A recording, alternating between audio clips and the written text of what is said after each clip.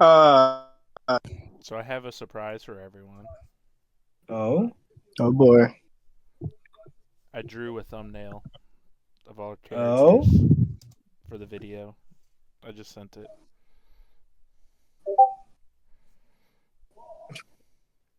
I actually Yo, love that.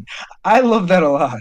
yo, fucking Se- Ceres has a fucking Simpsons nose. That's That's the killer. nose from the photo you gave me. Yeah. Cade looks like my persona come to life, guys. Middle school Ron would be so proud of this. I'm now. I guess I'm officially in a furry. I don't know. I don't know what to do with myself now. Cade's a furry. Excuse me. Yeah, that definitely looks cool. It does. That's cool as fuck. Jay, your lore is cool as fuck. It's very inspiring, actually. Well, ain't my first rodeo. I'm Come again? also going to make the video public, the first one, Oh boy. if everyone's okay with that. Okay. I don't Are you gonna consent. cuts all of Tiram's lines out? Oh man, I would do it.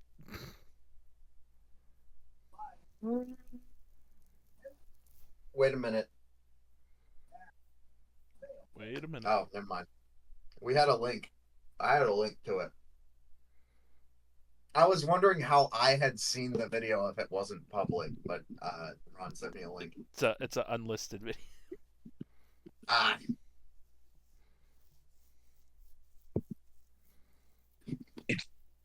All right. Now that everyone's here, I would firstly like to say thank you all for freaking making this. This is great. I'm glad we can all throw this together. Um, Secondly, what do you all remember? Simon? so last session we were out in the desert. We went to the pool of water, into the little little oasis area Yeah. after traveling. After traveling, what happened while we traveled? We were on our mounts. We had conversation. We had arguments about trust. Uh, and then when we got there, uh, Mikey Michaelo climbed a tree, and then went full turtle mode and got some coconuts, I Turtle think, power. Leaves. leaves. Sarah started a fire, boiled some of the water, and drank some, and was fine. Um, and then when we left, we heard screaming from over the next dune. Yeah, That's what I you got it. remember. You hit the Yeah, Fill in the yeah. holes for me. We missed you missed the part where the turtle jumped in the water too. I mean, it wasn't super important, but that did indeed happen, gentlemen. I don't know if that's what I'm thinking about. I mean, that technically hasn't been resolved, has it? What, he jumped in the water? Yeah. That's still an ongoing issue, is it not? Because what is it? No. No? No, we fixed that? No, yeah. Okay, I forgot about that. All right. Um, so Oh. leaving off where we left off in session two, the party hears screaming. They hear the loud screaming of what appeared to be a woman, and then it goes silent. You all notice that there is a small alignment of big rocks, almost like a little cavern without having like an enclosed space. It'd be like walking between really tight rocks, but it blocks a lot of the sandstorm, and we were all walking in that storm. So help, help! And you hear the scream echo from out of the cavern, out of the what would that be? What is a caverns? Fucking um, Cade lets off a small chuckle. Sounds like someone's got bad luck out here, and he continues to walk forward.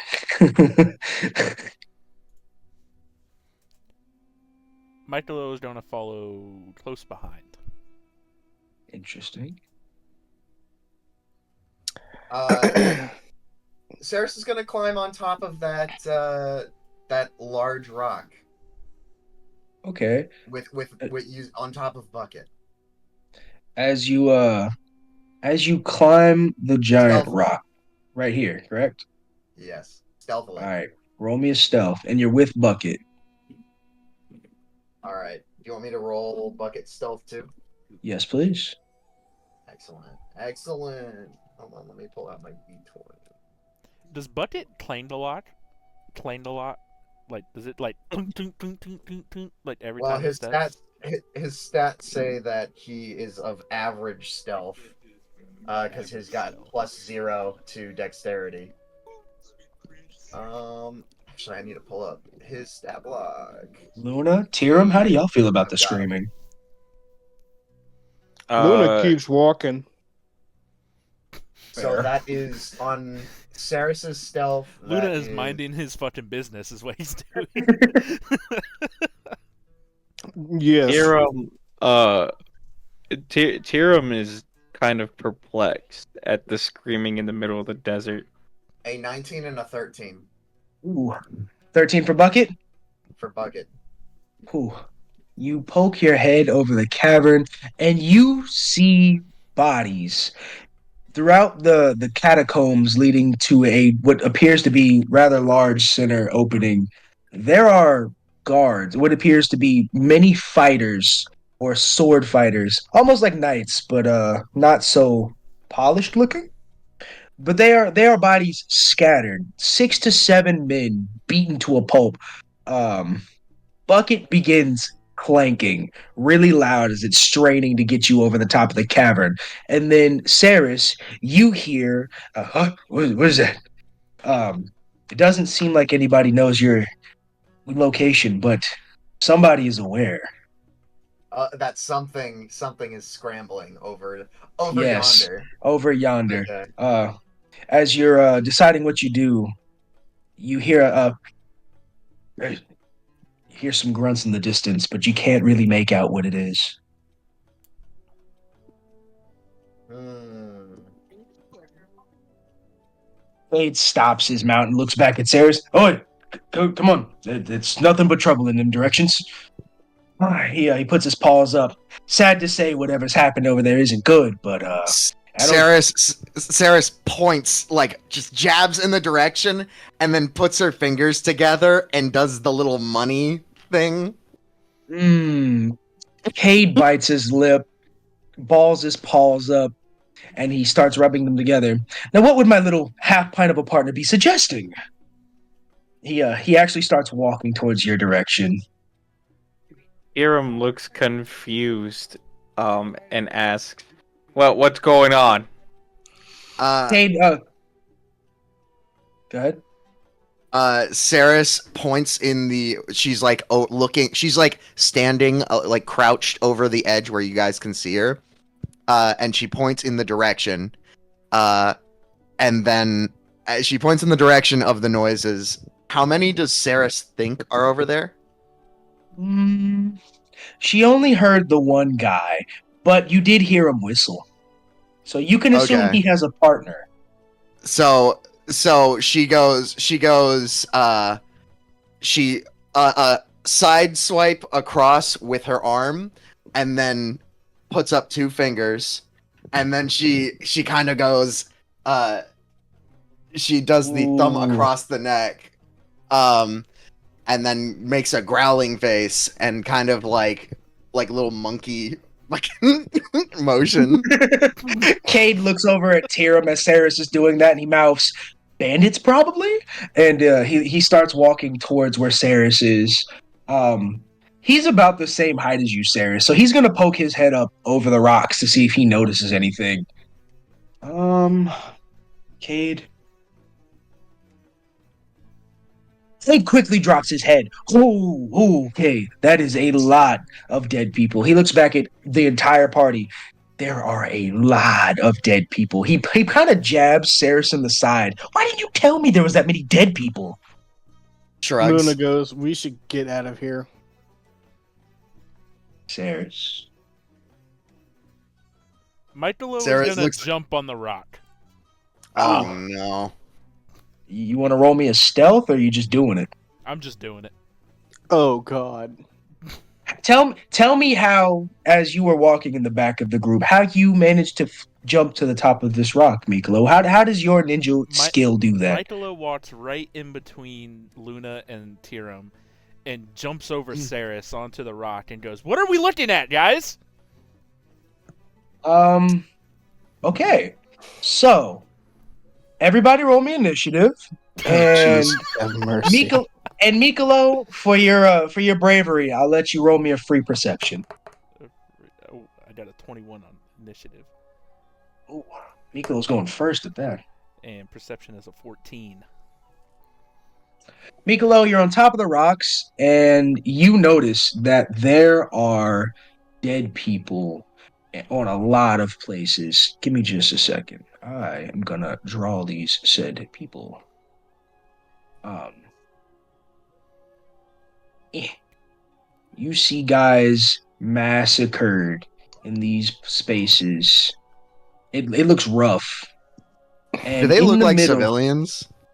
no, they look like at least trained adventurers to some degree. Oh, God. Yeah, these guys are mildly armored, and honestly, it looks like it was a hell of a firefight, but it just did not work out for them. Michaelo is Um, going to kneel down and oh, look at Ceres and go, "That's a lot of dead people." yeah. All right. What did everybody roll for initiative? I think Mikolo already had a 24, so villains are 8. last. 21. 19. I had All a right, 12. so Mikolo, Josh, Jay, Simon, bad guys. Yep. All right. Oh boy. Mikolo, you also notice that in the middle of the cavern, just through the sand, you see two humanoidish figures. And you, my friend, you hear a metal clanking. Something kind of akin to what Bucket sounds like when he moves. Mikolo, nobody has actually attacked you yet, so you can do what you'd like. But you are in combat, so remember that. Michaelo is going to run behind Tiram. Hiram's gonna fucking look at Michaelo and wonder what the fuck are you doing? Mikolo, you use your movement, you jump down, and you just grab him. How do you hide behind him? Like I'm scared, but like I'm like kind of like grabbing his shoulder, like looking, like right above it, like because he's really tall and Michaelo is shorter, and he's like, "What? What is? There's some scary people over there." So what am I supposed to do about it? Tiram like sidesteps to get from like being in front of Michaelo. Michaelo is going to point at Ceres and say, "She said you're strong, so you go do with it." And then he kind of like nudges him. He kind of like nudges him to the in the direction.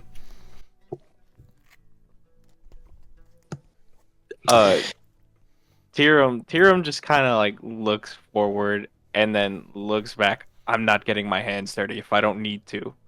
And again, Tiram like tries to move out of Michelo's way or Michelo's way. Michaelo is then going to then run to Luna. I do believe that is all of your movements. And then I'm going to nudge Luna in the direction of the dangerous people and say, "Hey, you go deal with it." So Luna Luna turns and looks at Michaelo and goes, "You of all people decide to jump on top of there, get their attention and beg me to help you?" Well, So actually, I don't know if I got their attention.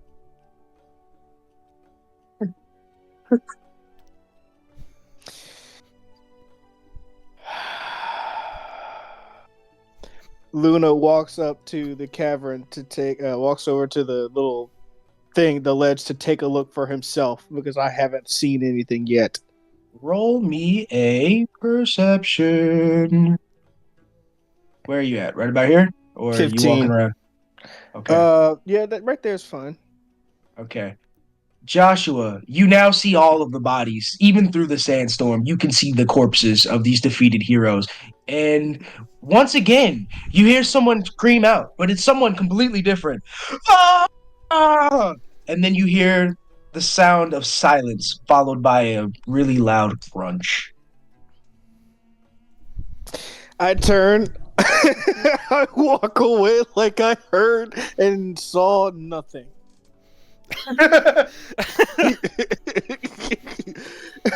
Michaelo, what were you talking about? I didn't see anything there. Yeah, that's exactly what I was thinking. I didn't see anything either. Hey guys, we should just go. All right. All right. Enough of your fucking Oh, pussyfooting. You where all said, when is Cade next in initiative? no, I'm just responding. I'm just throwing some Okay. NPC inspiration out there. All right. Well, from what you sent me, I'm gonna go check that out. Ceres isn't gonna say anything. Okay. Do you want to roll a stealth from everybody? I want to roll a stealth just for Ceres. Okay. That is a. Where's my stealth? That is a +2. So that's a 13. Ceres, as you try to stealthily walk away from the conversation, you bump into Cade's tail and he looks down at you. What, sneaking off? You got us all over here and you're just gonna run away. She puts her finger to her eye, and she makes a tear motion, and then like a short, and and points in the direction she heard it from. Cade tapping his mouth. All right, lead the way then. Cade's gonna follow Ceres in initiative, but he will not be doing a whole lot because, obvious reasons. Yeah. Cade gently crouches beside you, and he rolled a 16, so that's good. Ceres, you see a small elven girl in this cavern. She is curled up next to one of the bodies, and she is trying her best to hide. Technically Damien. she's right here. Oh, Damien! Gang, gang. I need to fix the paint layer so I can move her dot, but she is right here next to the body, curled up. And honestly, if she wasn't crying, you might not have noticed her from the sandstorm. Hmm. She's balled up and she's hiding behind one of the dead man's shield. So she's basically my size. Yeah. Okay. I ooh. I motion for everyone else to approach. Cade doesn't notice. Motherfucker. Everybody else, you all see Ceres's little hand motion for you to follow. Cade looks back after she motions you and he puts his finger to his mouth and like in a clutching motion. Hiram grabs his war hammer and he follows. All right.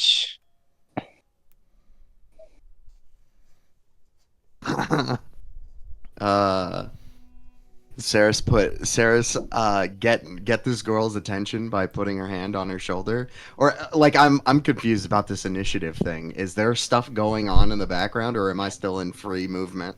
You are using your actual movement, but there's stuff going on in the background. Okay, because I'm just saying it's gonna take longer than 6 seconds for any of this to happen. Fair. I made you roll initiative a little early. I'm not gonna lie. It's my Okay. fault. I was really just kind of waiting for the villain's turn. But Mm. Ceres, you put your hand on this little girl's shoulder and mid bawling, she looks up at you and she's very startled. And before we go anywhere with that, who's next in initiative? Jay? Fuck, I didn't Ceres is even hear last. the initiative. Oh, So it was Michaelo. it was me. I got 21. Yeah. I got 12. So Yeah, it was That means- Michaelo. it was me after Michaelo, and then Is it Mikelo or Michaelo? It's All right, Michaelo, I'm real Michaelo. quick. Michaelo. but I Oh, my don't I, really bad. care. guys, I messed up with this initiative thing. Because I sent Simon something separate. It's my bad. We're not technically in combat, so just kind of do what you want. But there is stuff happening in the background. Okay. I'm sorry. Michaelo goes over to Ceres. Okay, I Stealthily. apologize for my stealth. No probs. Tiram follows. Um, When Tiram sees the elvish girl, um, is this like a fey elf? Is this a dark elf? What nope, kind of elf? she is a regular high elf, akin to what Cirilla was, right? Cirilla was a high elf, or was she a Yeah. wood elf? Okay. Yeah. What elf? Okay. Well, Tiram studies her for a little bit because he's not too experienced with other elves All of you see this girl. outside of Shadarkai. All of you see this girl bawling her eyes out, and before you can all get a word in, I'm gonna go ahead and roll to hit. Oh, T- Oh. Tiram does a 17 hit. fuck no. What about an 18? Nope. Tiram, as you study this small girl, 2 bullets bounce off your armor, both scraping very vital spots. One ricochets and hits the ground at Luna's feet. The other one flies past Mikelo's ear. And in the sandstorm, you know someone can see you. Now everybody would roll me initiative. I apologize. Michaelo has holes. We'll just Not yours. keep The initiative. Yeah, so it'll be Okay, because I Mikelo. rolled the dirty 20. Oh shit. Initiative was Mikelo, Josh, Jay, then Simon. Mhm. Yep. And then it's Villain's turn. So that guy took his turn. And out of the sandstorm, you all see this guy. Yeah. He comes barreling down the alleyway, and he is going to grapple Cade. Ceres, for the first time in your life, you see a fully animatronic machine. This is akin to Bucket, and you can see the magic in it. But this machine is probably one of the best works of art you've ever seen, even if it is a rusty piece of shit in the middle of the desert.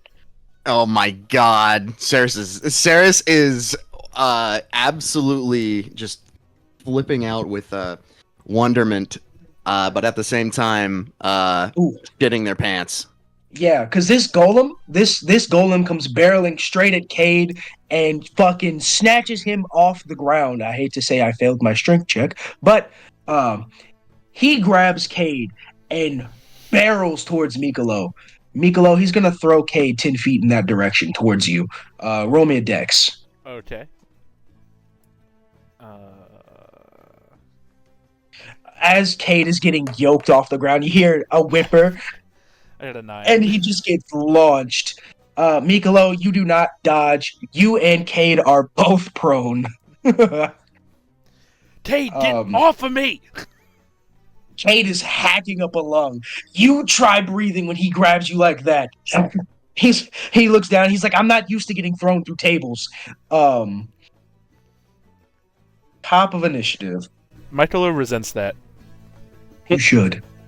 but that's just a note that I want everybody to to adopt. Alright, He doesn't actually say anything. He just resents that. It's You Ryan should. then Josh, or is Yeah, it Josh then Ryan? Ryan and Ryan and Josh. me. I guess Michaelo is going to use his action to stand up, Yeah. and then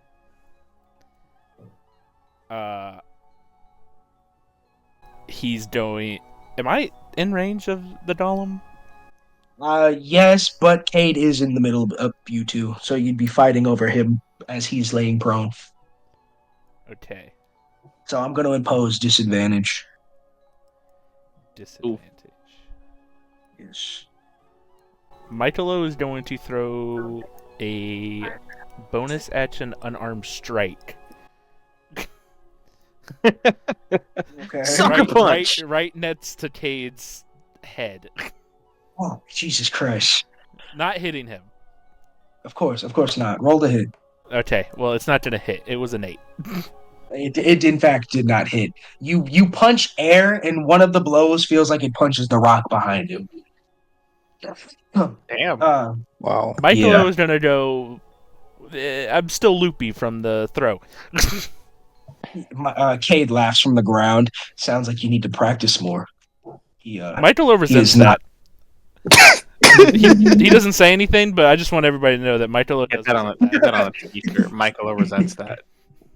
Has that look on his face, just like I resent that. You should. Cade is not going to let a lot of things go, Michaelo. That's all I'm going to say. All right. Luna, you just seen this fucking golem barrel two of your friends into each other like sandbags. And you noticed that there were 2 gunshots at your closest ally. Well, the first thing I'm gonna do is I'm gonna run over to Cade. I'm gonna try to wrestle that goblin, the golem, down to the ground. You're going to try Grapple. to grapple? Yes. Okay. Oh God. God. Oh, Josh. Luna, you barrel past your teammates into tackling this robot. Roll me a contest of strength. Fantastic. is So gonna be I got a beautiful. 15 when I rolled it. Well, he got a natural 20. Damn. Josh, Jesus. God Joshua- damn. it's Joshua, you run over to grab this robot and you hit a steel fucking wall. Full football tackle, he doesn't bulge an inch. And he puts his hand on the back of your head. Joshua, roll me another strength because I'm gonna give the natural some fire. That's crazy. Oh God, 13. Michaelo kind of makes like a, ooh, that had to hurt face. Joshua, the robot puts his hand on the back of your neck. How do you struggle free of his grasp?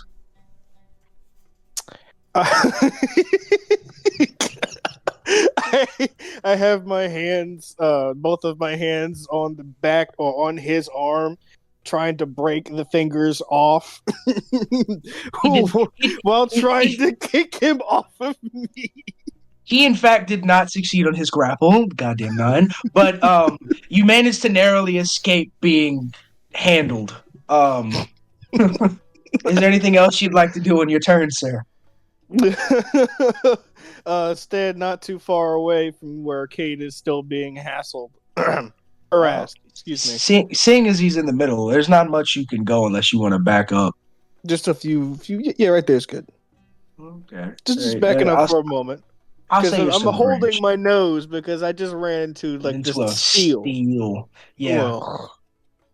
Ugh. Okay, Tiram looks to see if he can see the shooter. Roll me a perception.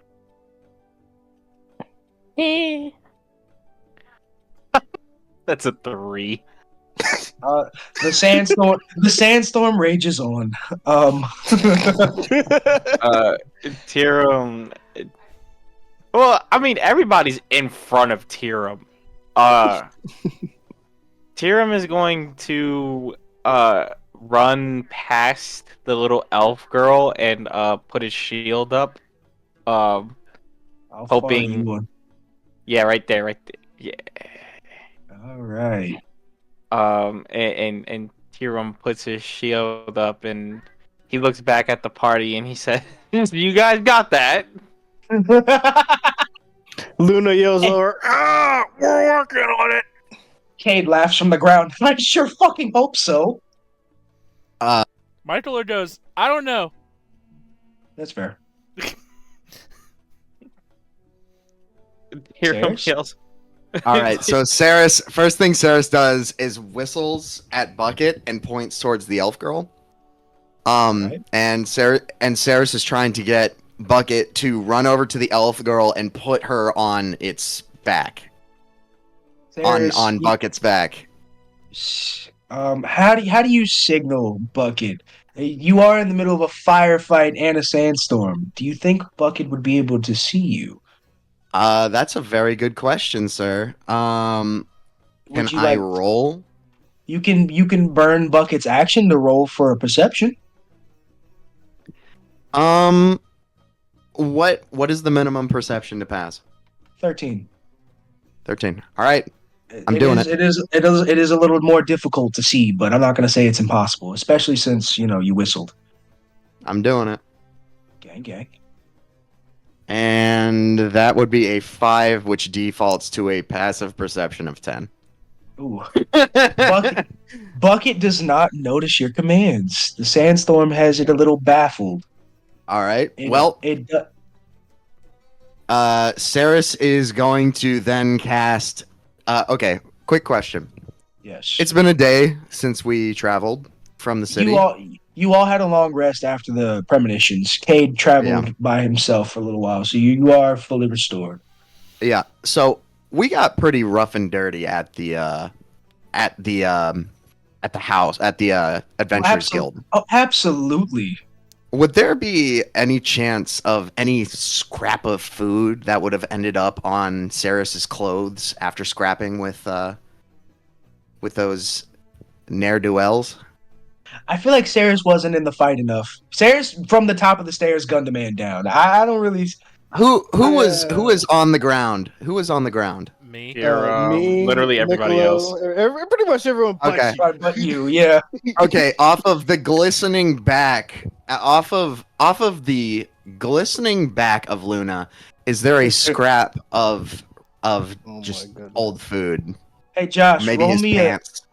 a flat 20 for luck. A flat 20 for luck. Yeah, just roll a d20 with no additives. Your save is 10. I'll give you a 50-50 chance. 14. God damn, there is a Yes, there is sir. a small piece of loaf bread. It's been bitten, but it's kind of jammed into his lower back pocket. Oh boy. He never noticed it. It's a little smushed up, but it's there. Okay, Ceres is going to rush over and snatch it. And then what she is going to do is get in a position where she is in a straight 5 foot line where she can hit the golem and the golem only. She might climb on top of that rock. Right about here. Yeah. Okay. Yeah. And she is going to stick her needle through the loaf of bread and point it at the golem, and a large a pluming fountain of acid shoots from the bread and covers the golem. Make a dex save. What the fuck? Yeah, what the This fuck is indeed. this is magic. I've never heard of the acid bread. That technique, but- that is a 4 on the golem. All right. So they are covered in acid. Covered in acid for the spell's duration or until a creature uses its action to scrape or wash the acid off itself or another creature. A creature covered in the acid takes 2d4 acid damage at the start of each of its turns. Oh shit! All right. Isn't Cade under the golem still? He's in front of the golem, Okay. Oh, unless wait, I'm no. misinterpreting. I thought He's he's in front of the golem, but he is prone from when the golem threw him. Oh, All right, that's right. That's right. Okay, gotcha. And the golem is taking 6 damage this turn. And I hope you remember. I hope you look at that stat block and see if they have any vulnerabilities. Well, they do not. You shouldn't have told me that. Then I'm not going to rely on that. Or do they? Sneaky, sneaky. All right. So, bad guy's turn. Jay, you are going to be surprised by a bandit who was hiding behind this rock over here. He rushes you from around the. Oh shit! Whoopsie, my bad. God damn it! Sorry. He's been moving and setting up, but he rushes you as he screams out, There she is, that little bitch. I didn't realize she had slipped away so far. But as soon as he says that, he is going to swing his sword at you. Okay.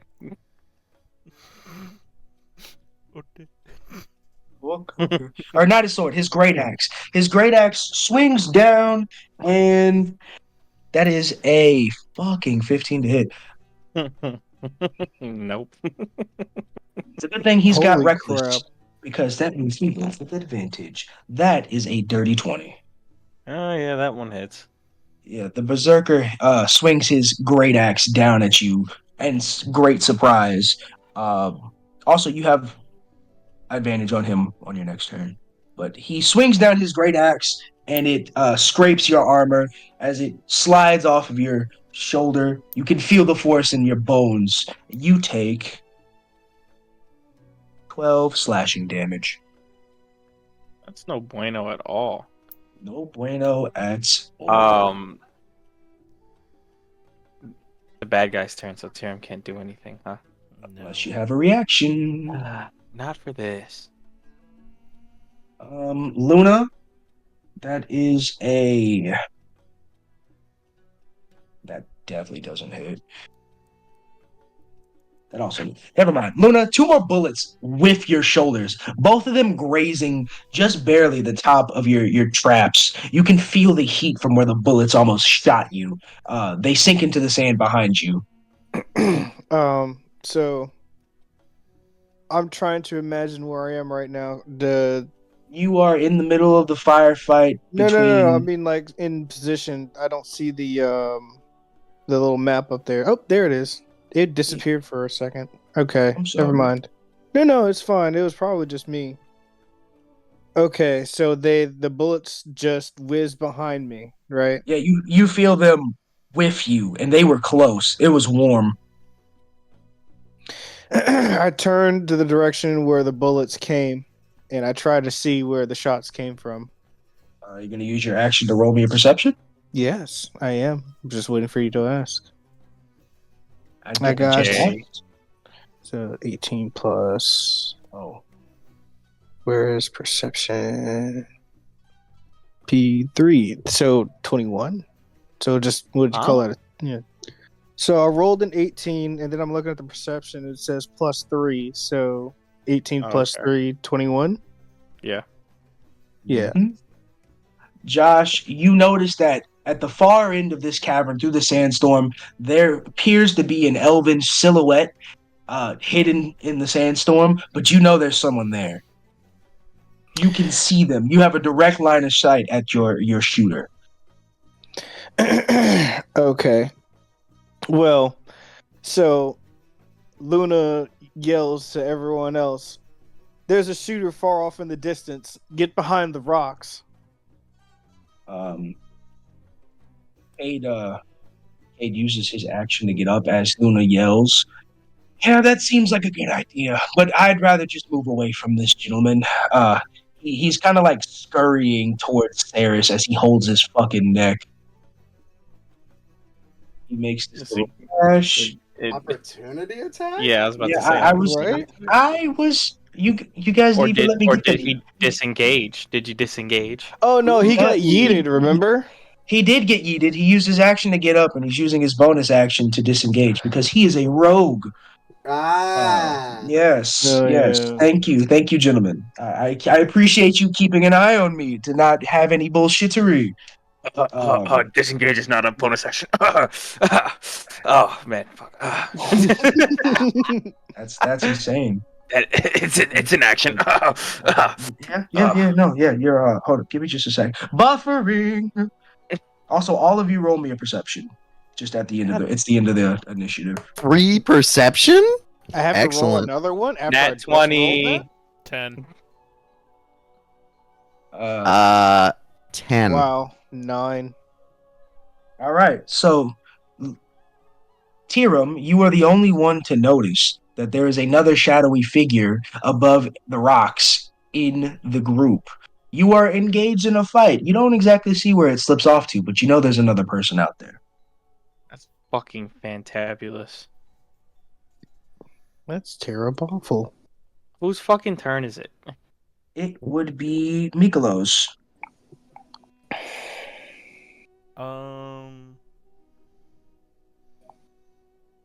Michaelo is going to disengage the golem. Yeah, yeah. Yeah. Where where would you like to go? Oh, man, I would like to this go team is to teaming. the little elf girl. Piccolo, you move over to the small elf girl behind where Tiram is currently locked in. Also, Jay, check that. Go fuck yourself. Yeah, you are behind this little elven girl as she sits there crying. And you come up next to her, crying really hard because Cade was also over there. She sees this giant dog thing in front of her, and it is not making her very happy. He's like trying to comfort her. He's got his paws, and he's hey, listen, stop it. You just a kid, shut up. Michaelo tells Cade to shut up, and he takes his hood off. Kate snarls as you tell him to shut up. I don't want to hear it from the other freak. And he says, "Little girl, it's going to be okay." And I pick her up. You just grab her. Okay, roll me a. What would that be? Right, well, this is all well and good, but we've got shooters all around us, and you two are fucking about with a fucking hostage. Says the one getting grappled. The money's not going to come from the bad guys. He looks down at the little girl. I'm not getting grappled. What do I need to? What do I need to roll? Yeah, right. 1 second. I was looking for that. You are going to roll me Animal handling. roll me a persuasion. That's the word. Day knife is. Filthy knife here. 7. Tear him the bit.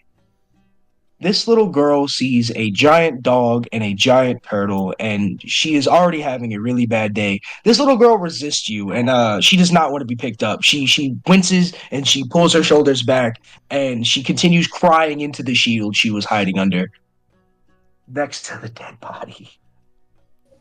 I picked up her and the dead body. What is? Okay. I'm gonna be honest. You already used. Go ahead. Use the action. Yeah, that was. You already used the action trying to pick her up the first time, so you're gonna have to wait till next. Okay.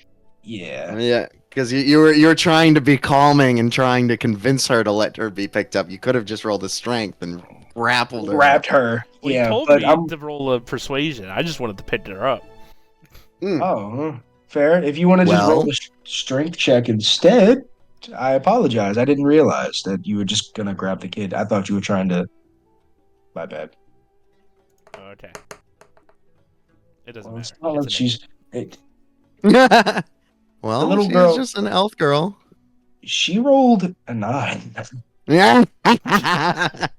Surprisingly strong. Damn, Michaelo getting fucking overpowered by a little girl. She was slippery. She was covered in blood. She slipped out of his grasp. Michaelo, you go to grab this little girl, and she jerks her arm away, and she continues crying into like the shield. Luna. I'm not helping her anymore. God damn! It is your turn in initiative, sir. Well, this time I'm going to whip out my daggers. I assume that is an action. It's an interact with objects. I'm not going to burn your action on that. Okay, cool. Well, I'm going to whip out my daggers and try to put some holes in this golem with an action. What is that action? Well, let's see. I'm going to try to roll it to hit, right? See if it goes. I'm hitting it on my computer, so it's probably going to be... You know what? Screw it. Ooh, I got a 20 to try to hit. A natural? A natural 20 to hit. Oh, wow. Critical! Yeah, critical! Crit. Roll my damage as you stab this clockwork, this golem. And you know critical is double damage, right? Yep. Damage is 5. Double So that it's is 10. 10. Oh, beautiful. The golem, as you stab it, shudders a little bit, and you can feel its robotic attention look at you. Its head snaps at you when you stab it in the side. Something about that feels not welcoming. Yes, I'm sure. So, no. Yeah, I'm sure it doesn't feel good. Okay. And that is the end of my turn. Luna smirks a little bit as he shanks the golem, and he sees it shiver a little bit. Bet you that fucking hurt. Ooh. Tirum, you are currently next in initiative. Hiram swings his warhammer like directly at this foe's head. For me to hit. That is a 18 to hit. Is that with advantage? Oh, right. Sorry. Hold on. No, you're okay. Oh, nat 20. I'll take the nat 20. Tell me how you ring his fucking bells. Tirum kind of like, brings the hammer as far back as he can, and like spins throws his whole body like full hip motion, as if he was swinging a baseball bat with the fury of the gods. When you make contact with his face, his head slams into the rock as he ricochets back to standing position. He looks pretty shook up. Fuck all did that hurt. How much damage did he take? He takes a nice 12 damage. Ooh. An eye for an eye, eh? Tirum says. His side of his head swelling up, and there's a little bit of blood coming out of his eye. He does not look happy. I'm gonna kill you for that. Ceres. Okay. I'm going to. Does Bucket have to be commanded to attack this golem at this point? I'd say so. But Okay. like I told you before, it is a free action since you and Bucket have that connection. All right. So Ceres is going to. Ceres is behind the golem, so I think she's going to whistle at Bucket and he's going to attack whatever he thinks is the best at this current moment. Okay. Roll me a luck to see Bucket's aim, and then roll me to hit. All right. That is a natural 20 for luck. Beautiful, beautiful. All the beautiful crits. Bucket snaps into place position-wise in front of the golem. His aim is true. What is his cannon set to? Force Ballista. Beautiful. Spell attack originating from the cannon at one creature object within 120 feet. And we're going to try for some force damage. So that is... Where is my spell casting? That would be a base of 16 to hit plus my spell casting score. You hit.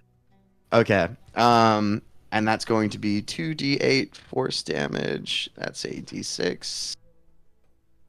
There's the d8. That is going to be 5 plus 7. 12 force damage. Wow. And Roll is your strength? is it a creature? No. It's a No, it is not a. It's Is it not a construct? creature. It's a construct. Okay, so that means nothing happens. It's not pushed away. All right. Um. The golem's head snaps at Bucket, and Bucket notices. Bucket gives off just the slightest little shiver as it feels kind of proud that it just shot this bigger robot. It snaps its head back at Luna though. And then Ceres is gonna go ahead and pull out her big fucking gun with bells jingling. The BFG. The BFG. And shoot it at the golem. That is a. Oh God, that's a 10 to hit. It does not hit. It Dang. whiffs straight off the golem. It grazes, bounces into the bounces into the rock. rock. Oh God. And then I guess Ceres is going to use her movement. Are there any like ridges on this big rock that she can kind of duck into and possibly get some partial cover? No, you are basically above the rocks, but they're like plateaus. They're so flat. It's They're flat. straight up Yeah, flat. flat. Okay. Yeah. All right. Then Ceres is going to. You can take an action. Shit. Yeah. That is all Ceres can do right now. All right. Boy. So. Oh, wait. Is opening my bag of holding an action or a bonus action? I would say it's your interact with object. You get a. And you that's get an one of action, those. right? Yeah. Oh, okay. I get one of those, right? Ceres is going to attempt to throw off the guy who Tiram is fighting by dumping her bag of holding, which is contained, I think it was 60 gallons of water, Oh my onto his God. head. Shit. She's gonna walk over, jingle, jingle, jingle, jingle, and then she's gonna go. You're gonna hear the stretch of the bag of holding opening because it sounds like a rubber band being expanded really fast, and then just of water falling down. Tiram, roll me a dex. Oh, fuck me. Yeah. This is the petrification water. It's a deck Our- save. It is a dex save in your case, and your save is 13. Ceres, Well, our berserk, Tiram our did not fighter did pass. not. Oh boy. Well, Tiram, you've got con save starting your next turn. Fuck off. Man, Simon over here trying to pull a Goblin Slayer. Mm-hmm. Well, gents, enemy up, and everyone has left Luna to combat outside of Bucket. The Bucket got it. yeah. The golem looks at you, Luna, and it's gonna make both of its longsword attacks. That is a 15 to hit, Yeah, and definitely. a 21 to hit. Yeah. Oh, Yeah. sorry. It's the golem's turn, right? Yes. They're gonna take their 2d4 damage now of acid. As its mechanical arms swing back to hit you, you see it clink and glitch as the acid burns through one of the joints. It takes its 2 damage, and then it swings. No. You said 2 acid. 2d4. Oh, I've just rolled them. Oh, That's sorry. 6 I thought- damage. My mistake. I Holy heard. Yes, fuck, sir. that is insane. I heard. Yes, Yeah. sir. Yeah. As long as I maintain concentration Beautiful. and not gonna suck die and not get I was hit. gonna say And it it's gonna doesn't suck. shake it It's about- off. It doesn't. It's not going to. But also, yeah, its mechanical arm clinks back as the acid burns and it stops. And then in full force, like a spring trap, it brings its sword down. It hacks into a little bit of your arm, and then on the backswing, he hits you in the side. Not so sharp on, but the sword bruises your ribs. You take 24 damage. Oh my god. Fuck. One of them ribs are feeling a little toasty. Ceres, you, my lovely gnome, that is a 13 plus 5, 18 to hit. You know what? Ceres is going to use a reaction and use the shield spell because it works that way in this edition of D&D. Oh, bringing in some 2024 rules. Interesting. Yeah, and so that gives me a +5 bonus to AC, which makes it ping off my shield. That's for one attack, correct? The shield It's the- lasts until the start of my next turn. All right. Oh, still a second hit. That's 2 bullets fling off the shield as you quickly cast it. You are very, very lucky. No time for the. That's not gonna hit. That was a natural one. One of the bullets stops and just chips the rock in front of you. One of the bullets just like it's like somebody throwing a pebble. It just clinks off the rock. Yeah, it does. It misfired. Tiram, this man in front of you is gonna roll his con. What was that con save again? I need to roll the con save. It is gonna be 13 on your turn. Okay. Well, that's fine. He is fine for now. He's gonna swing his great axe at you again as he shakes the water off his face. He goes in to swing his great axe. Does a 17 hit. No. Jesus Christ! It's close quarter combat. His great axe keeps getting stuck in the rocks as it doesn't hit you. It is now top of initiative. He growls out. Yeah, I didn't hear a single thing. I'm gonna chalk it up to the dust in the desert storm. Okay. He definitely said, "Goddamn rocks." Solid. Okay. Michaelo is gonna try one more time to get this girl to a safe spot that's not in the middle of a fucking golem and somebody attacking Tiram and a shooter. He's going to put his hand, shooter. he's gonna put his hand on this girl's shoulder and go, listen, you probably knew this person. I've had people die in my life too. And he's gonna look around. My friends are trying to save you. So if you could follow the hyena to a safe spot, that would be lovely. So you don't die. Kade lets off a chuckle. So you're gonna make me do the babysitting? Not now, Kade.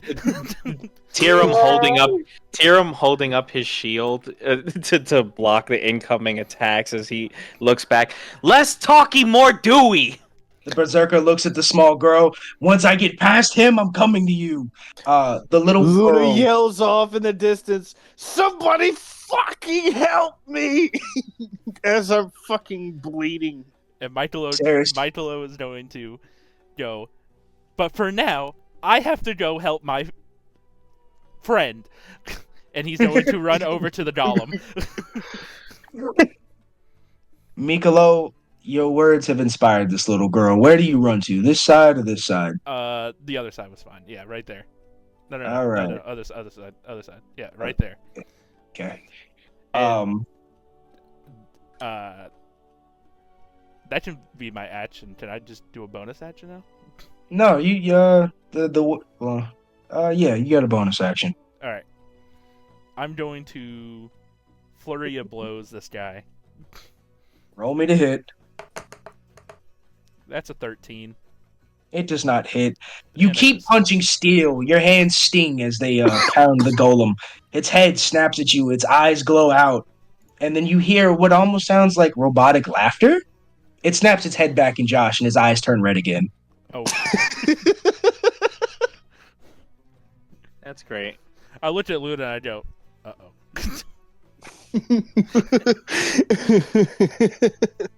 Luna looks and sighs with disbelief and grits his teeth for more.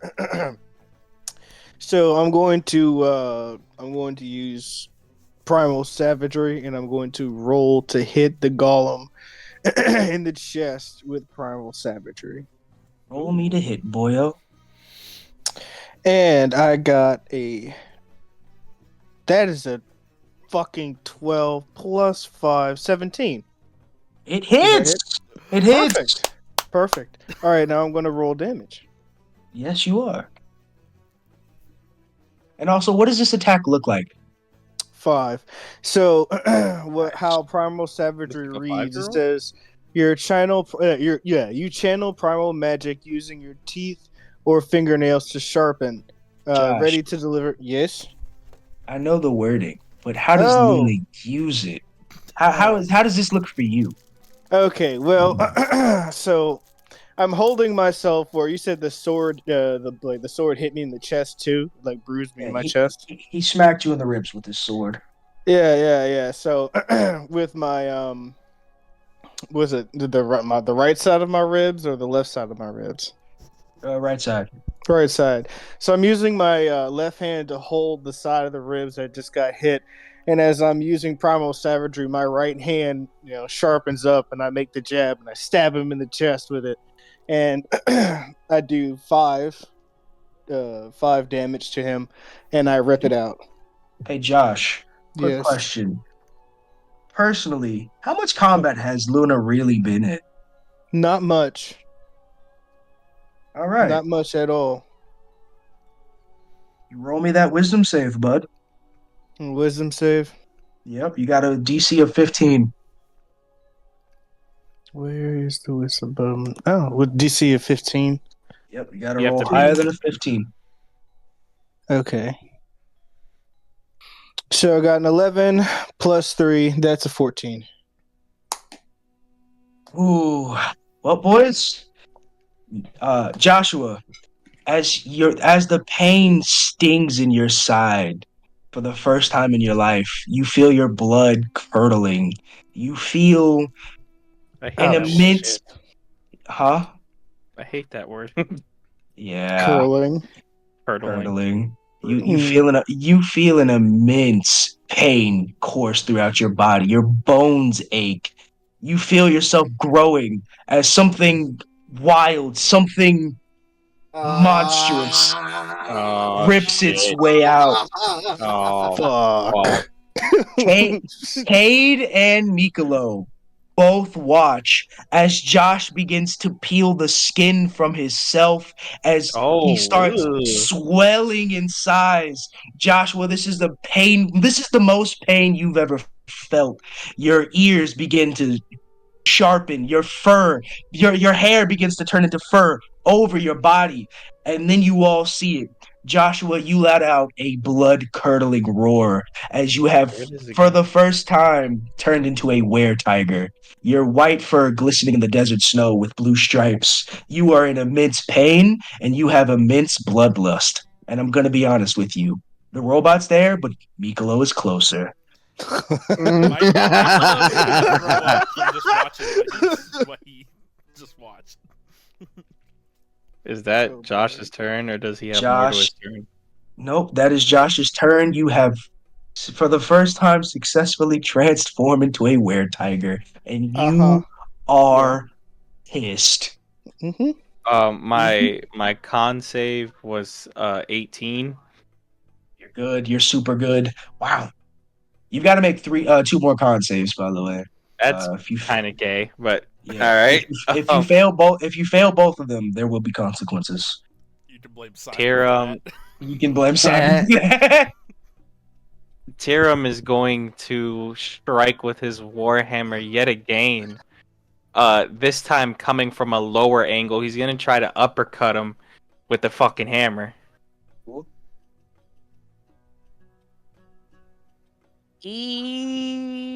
He's 16, please. It hits. Okay, cool. You smack him in the chin as one of his teeth flies out. God, okay, I am not doing great on the damage. He takes Ter- another 4 damage. Ooh. Ceres, you also saw Josh transform, and you heard the roar. You're at a pretty good vantage point. mm, Jaw dropped. oh my fucking god. Okay, yeah, no, that's cool. That's the end of Tiram's turn as he fucking smacks him again in the head with the hammer. He says, oh, no, I'm surprised you're still standing. The bandit this bandit holding his jaw piece. I'm surprised you're not running yet. He spits. Clearly, you hit like a bitch. Oh shit! Tiram's Did it eyes look? glow a deep green. Did it look like any of the water got in that bandit's mouth? Let's roll a luck to find out. Simon, I'll let you pick. You dumped gallons. it on it. What's my DC? Well, it did drench him completely while he was not expecting it. So I would call it a 13. Yeah, it got in his mouth, all right. He also has to make his save at the beginning of this next turn. Excellent. Ceres, I think you're up in initiative, unless Jay, you have Okay. anything. No, that was all Tyrum can do currently. Okay. I'm gonna roll again for Bucket's kind of awareness, I guess, to see what he has to do. Right? At this point, Or Luna's brought a lot of attention, and at this point I'll say that Bucket has noticed you. It's been a couple whistlings. He was a little discombobulated, but he's good now. all right. Has did Cade go this last? Or he's gonna go next. Yeah, he's next. All right, cool. Bucket is gonna go ahead and how many? What is this range? 10 feet. Ooh. Bucket is gonna go ahead and run next to probably. Oh God. Oh shit! There's no good position for this. Nah. Nah, Bucket's just gonna go ahead, force ballista the golem again. Except he's gonna move back. Right here. He's gonna further back, even further back, outside of the golem's range of movement. No, I'm just kidding. I think he's gonna move probably there, and he's gonna go ahead, force ballista again, and that's going to be a 12 plus 15 to hit. It does not hit. Does not hit. All right, complete miss. That's okay, Bucket. It's okay, Bucket. We love you. Excellent. Ceres is gonna go ahead and shoot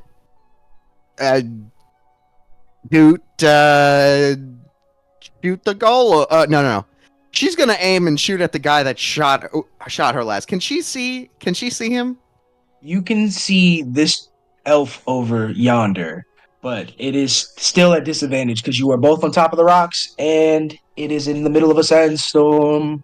And he has disadvantage for me, right? Yes. He has not hit shit. Okay. He's All right. quite a bit. I'm just saying, like he had a what a 18 with disadvantage. That's kind of crazy. That's kind of nuts.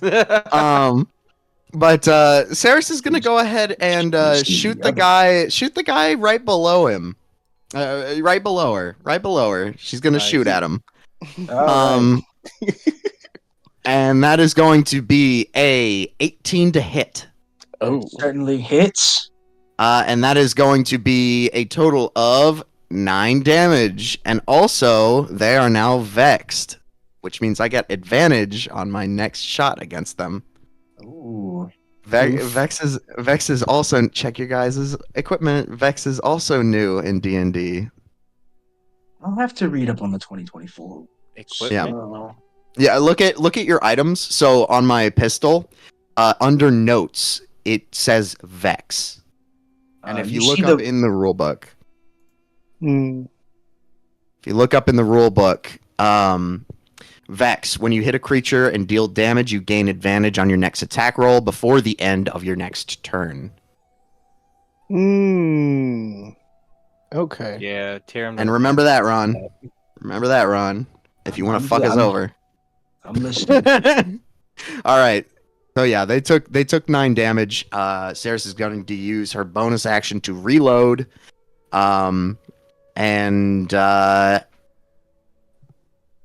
She probably should have just created an Eldritch Cannon, but it's all right. All right, we're good. Right. You know what Ceres is gonna do is she's not trying to take any unnecessary risks. So she's got 25 foot of movement. How tall are those? I'd say about 5-7 feet. Not too tall. About 7 feet. Yeah, Cade could see over it standing on his tippy toes. Okay, so Ceres is going to try and run between Kade and Tiram, and just get behind the next plateau rock. Okay. So pretty much just move her 1, 2, 3, 4, 5 squares over. Right here? Or No, here? to the right. 5 to the right. Alright, So right keep here. going to the right. Keep going to the right. Yeah. So she's gonna keep going. I don't want her to be able to be shot. Go down one. And she's like hiding behind that rock. Okay, I got you. She kind of hopped across and dropped down. I got you. Cade is gonna take this turn, and he leans down at the girl as he sees Josh lose his shit. And Tiram, you hear him say this. Nope, not dealing with that again. He looks down at the little girl and he says, "I hope you don't like cats." As he grabs her by the back of her shirt and he runs around where he just saw Ceres drop down. So you see these two make around I'm the gonna circle. pee. I'll be right back. Okay.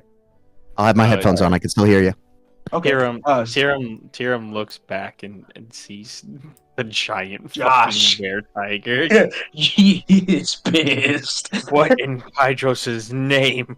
Michaelo is kind of doing like a soy face, like, oh my god. Just standing. Michaelo, you are standing next to this man as he just ripped out of his skin. This has got to be terrifying. just hurls on the robot. Like, Where Michaelo, where do you puke? just like right next to me. Oh, okay, in the sand. True. Cade runs past Ceres carrying the girl. See, this is why we work together so well. Great minds truly do think alike. And he stops and puts the little girl down. He crouches down to her level and he says, "You stay with my other small friend. It seems my friends are going to need more help after all." And he But wants to quickly... check general. This is the face that Michaelo is making.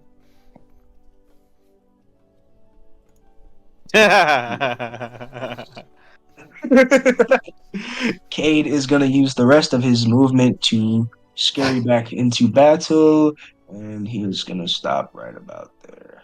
20, 25, 30, yep. All right. The golem is going to take its 2d6 damage. Simon, since you were away, I will roll that if you were okay with it. That is 10 acid damage. I'm okay with it.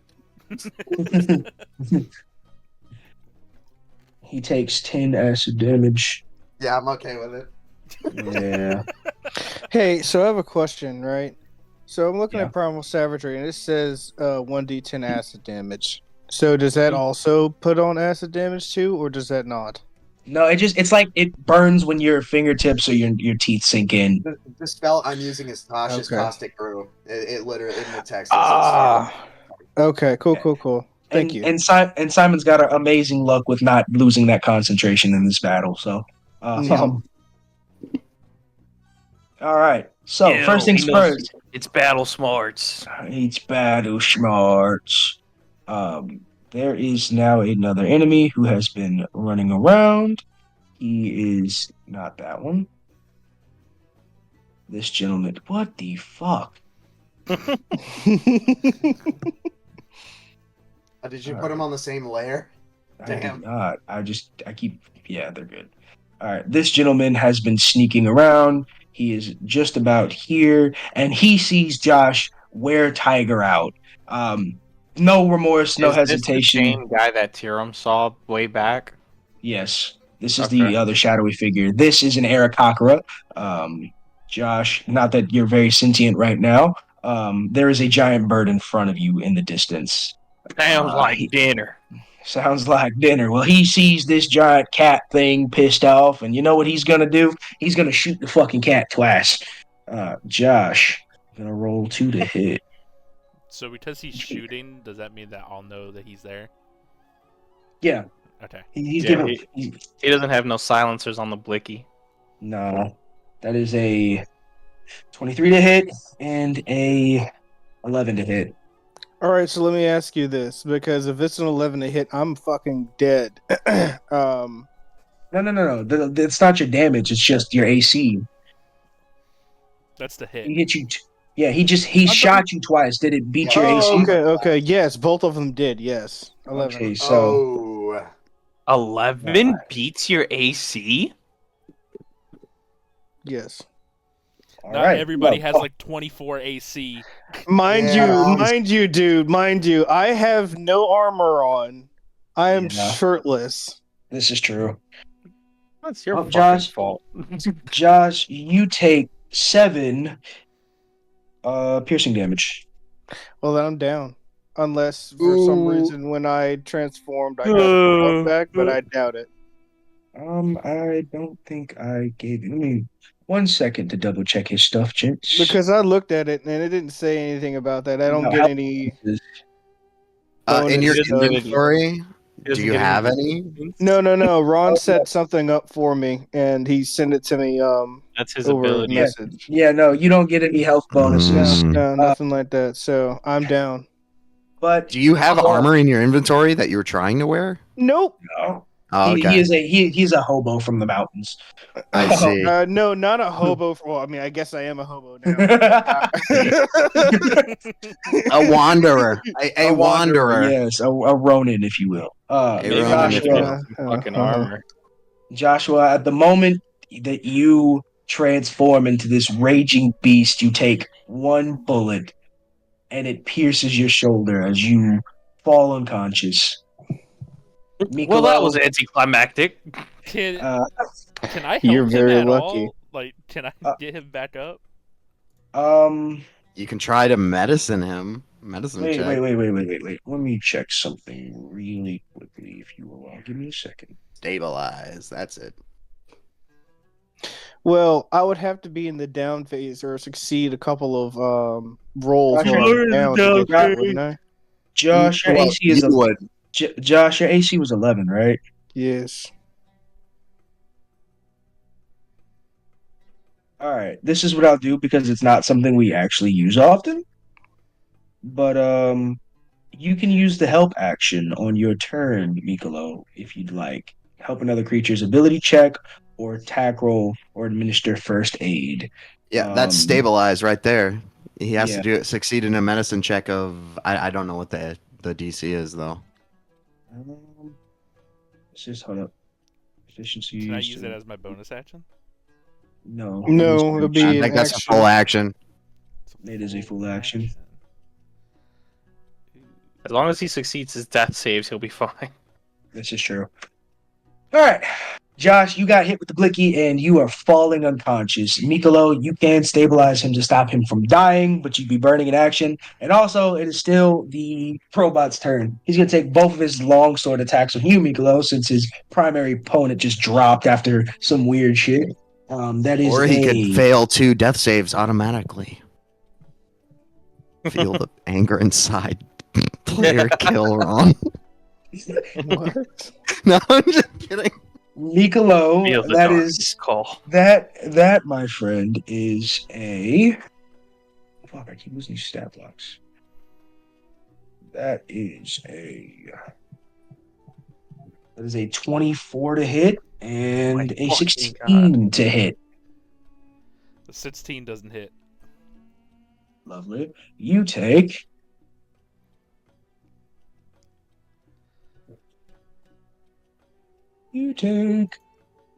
9 damage. 9 slashing damage. Huh. The two gunslingers are the other gunslinger and the berserker going to take their turn. Gunslinger A, the elf gunslinger, is going to hop rocks, move across, and use the rest of their movement to get to about here. Yep, right about there. And they are going to take their gun and shoot directly at Kade. That is 2 to hit.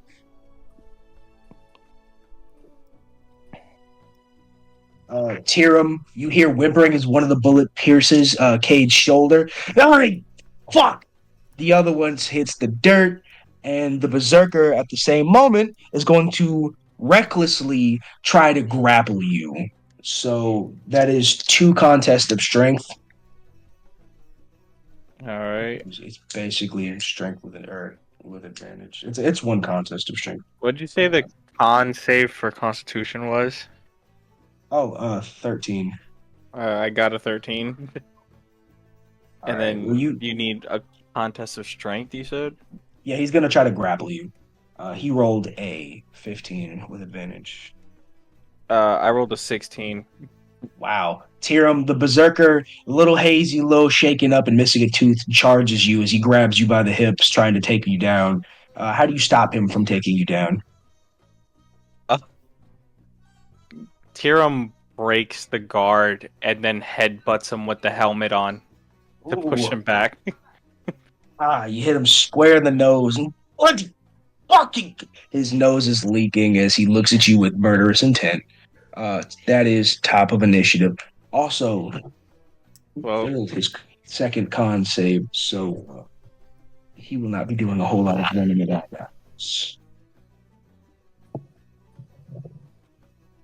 sick. Ryan, that's you. Yes. Yeah. Hmm. Oh. I'm gonna be honest, I'm torn about what to do. Figure it out.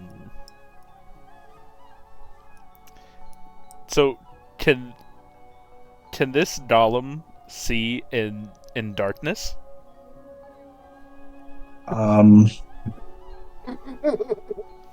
That's a good question. It cannot. It can't. Ooh, free info from the DM, baby. So it wouldn't be able to attack. It would have disadvantage. Disadvantage.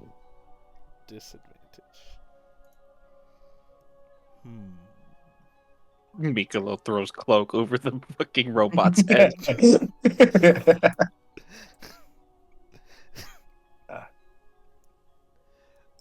Okay, Michaelo is going to help Luna.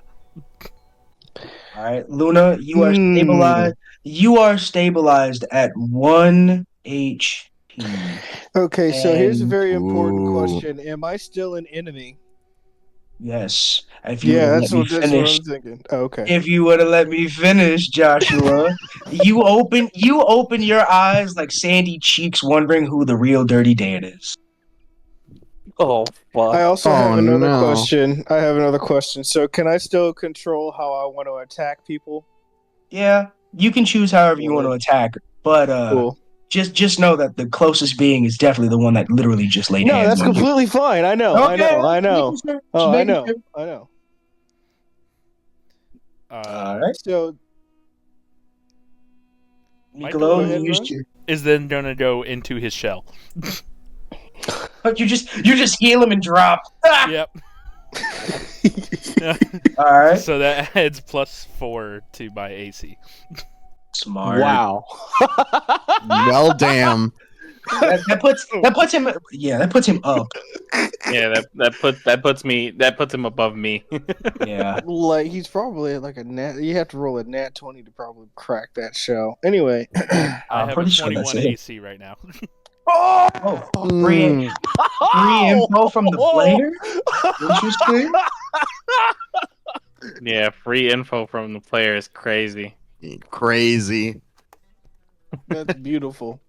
Joshua, I do believe it is your turn. Oh, okay. So I'm actually doing something. So, me in this roided out state just watched him.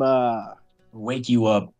Well, yes, watched him shrink into his shell. Am I still seeing him as a target? And am I still going to try to attack the shell? Josh, you are a wild animal. What would a wild animal do?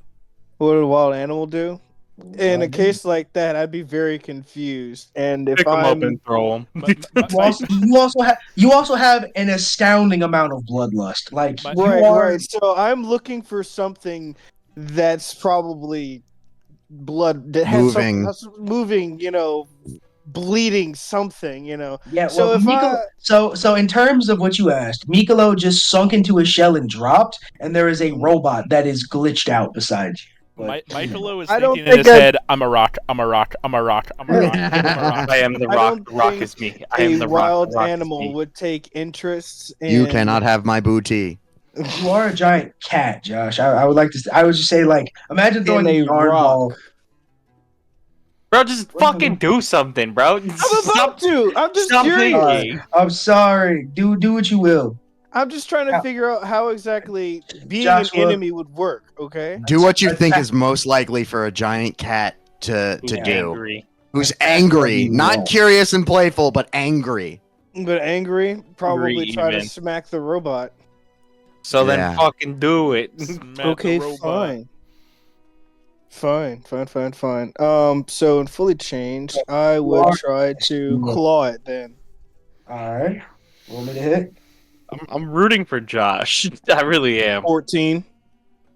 It does not hit. Hold on. Wait a second. Man, 14 plus 5, so that's 19. Oh, yeah, that hits. Holy shit. Yeah, that hit hits. 8. Hit 8, yeah. 1d10 plus 3. So then 1d10. 7 plus 3, 10 damage. All right. Holy shit. Also, go ahead and roll me that wisdom save again. Wisdom save. 19. 22. Joshua, Yeah, don't give us the die roll. Sorry, Just I'm give us the sorry. added I'm number. sorry. 22. He's learning. He is. And at the end of your bloodlust rage of momentary like steroid, you regain your sentience as you can feel yourself coming back into control of your senses and your eyes become dilated. You are, for lack of a better word, in control. You're probably a little woozy and probably very achy, but you have regained your sentience on that fucking 19. And you are still in full form, sir. Well, I stagger back, very confused for a moment, and wondering as to what's happening right now. Michaelo And I'll kind end of my like turn pokes with his that. head out. He's like, Luna, you with us? I look down at him and I'm like, yes? As you look down, you notice that the robot in front of you is like glitching out. This clockwork soldier is like a busted up droid from the Clone Wars. I'm like, that's the fucking thing that Bubbling hit in me acid. earlier. Bubbling in acid, yes. What happened to it? Do you really not know? No. Michaelo Cade just starts- puts his head back in his shell and he goes, Rock. Cade starts hysterically laughing from the back. See, isn't this just a good time? Don't you just love it when people wake up on the wrong side of the bed? He looks at Josh and then he looks at the party and he kind of gives you all like a little hand shimmy, like, yeah, I already had to deal with this. Hear him grunt because he hears a whole lot of yapping and not a whole lot of doing. Whole lot of hoop. It is Tiram's turn. And I'll be right back. Tiram To is the bathroom. Tiram is swinging directly for this guy's ribs with a nat 20. Yeah. You obviously hit. There's a lot of 20s in this session. Yeah, And dude, we're all high rollers right now. that Oh, shit. would be a 16 damage. 16 DiMaggio as he stumbles to the side of his fractured rib. Brother, how is he not dead? He is a berserker and he has been taking a beating, but your damage output hasn't been that much. If you'd have stacked some smite, also you said 16 damage. Yes. He's looking worse for wear though. I won't lie I'm to you. saving the smite. I am saving the fucking smite. You do that. Yeah, he's breathing heavy as he holds his side. He spits out another. Has he tooth. rolled his con? Also, when it's his turn, you'll see his legs start to become petrified as stone crawls up to his knees. He can't lift his feet up anymore. All of his movement is restricted at the start of his next turn. Well, it is Ceres' turn. It is Ceres' turn. Ceres, you notice like the stone creeping up as he's out of breath. Okay, Ceres knows that he is down for the count and will not be, in fact, attacking him because she's trying not to kill anyone. Oh, did Tyrion finally kill his guy? No. No. Soon. Very soon. Very soon. Ceres is gonna have Bucket is gonna go ahead and do a protector on Mikey and Luna. All right, so they get 10 HP. So they right, get they're gonna move actually, so Kade will get it too. So Bucket's gonna move between Kade, Luna, and Michaelo. And that makes a 1d8 plus your intelligence, and my intelligence is +3. So let me roll this 1d8. This is it, right? Yeah. Oh, 8! So you guys are gonna get 11 temporary HP. Oh, thank God. Josh can live again. Yes. Ceres is then going to summon a Eldritch Cannon. She is going to plunge her. She's going to Eldritch Blast. She's going to take her needle and ball of thread, or ball of yarn, and plunge it into the sand and twist. And the thread will shoot down towards the needle, and then a sandy eldritch cannon will form, and with little sand bells in it, a little orange thread and bells, and it is going to go ahead and what's within 5 feet of me. So it's gonna be summoned on top of the little plane, and it's gonna go ahead and shoot a force blast at that gunner that is on top of the other plane. 1 second. Roll me to hit. That would be a Your little Eldritch. 13 plus 13, 14, 15, 16 to hit. It hits. And that is going to be 2d8 force damage. That is 8. And 8. 16 damage. Holy shit. And not only that, but they are going to be pushed 5 feet away, so they are launched off of the plateau. And it's only 7 feet, but if you want to add a little extra, bludgeoning, that would be really cool of you, DM. Dungeon Daddy. Well, seeing as you just kicked my gunslinger off a fucking plateau in a 7-foot drop, I'll say he's prone. Okay, I like that. Also, you said how much damage? 16. Jesus Christ. Boy, yeah, this is rough. That guy is out of breath. Okay. As all of this is and going Ceres on, is also going to move around to be out of shot. She's going to try and guide the girl behind cover so that they can't be shot by anyone, pretty much. Guys, look at my player icon real quick. Or not my player icon, my Discord icon. Yeah, I really do like how it moves. it's so great. Okay. Yeah. Ceres, your cannon is still up there, but I am too lazy. It is. That is fine. We'll just say it's up there. Yeah. I don't think it can move that. I need to look at it again. I think it can take its bonus action to rotate or move. Yeah. I don't know. It's very weird. All right. What are the bad guys gonna do? Well, this guy's prone, so that guy's gonna lay there for a second and take a deep breath because he just got shot by a fucking cannon, and he's gonna stumble into this wall, an alleyway, and he's gonna raise his gun for his next turn. These squares make a circle. Oh, All these squares make a circle. This one walks out shooting at you, Michaelo. So he's gonna take both of his gunshots, and that is a 19 and a 24 to hit. 24 hits. Yeah. You take another 8 damage. Oh. Now you're good.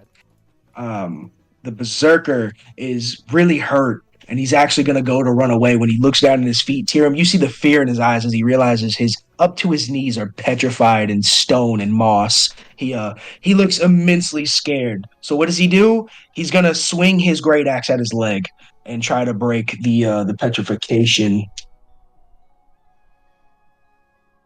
He breaks it off of one leg, and he takes an additional 6 damage. The robot What's is the gonna matter? He looks at you as he spits out blood and breaks the stone. I'm not fighting in this alleyway. Once I get to the sand, it's over for you. Summon your demons! Regrow your limbs! He looks at you and he says, "As soon as I can swing my axe, just you wait." Give me a hug.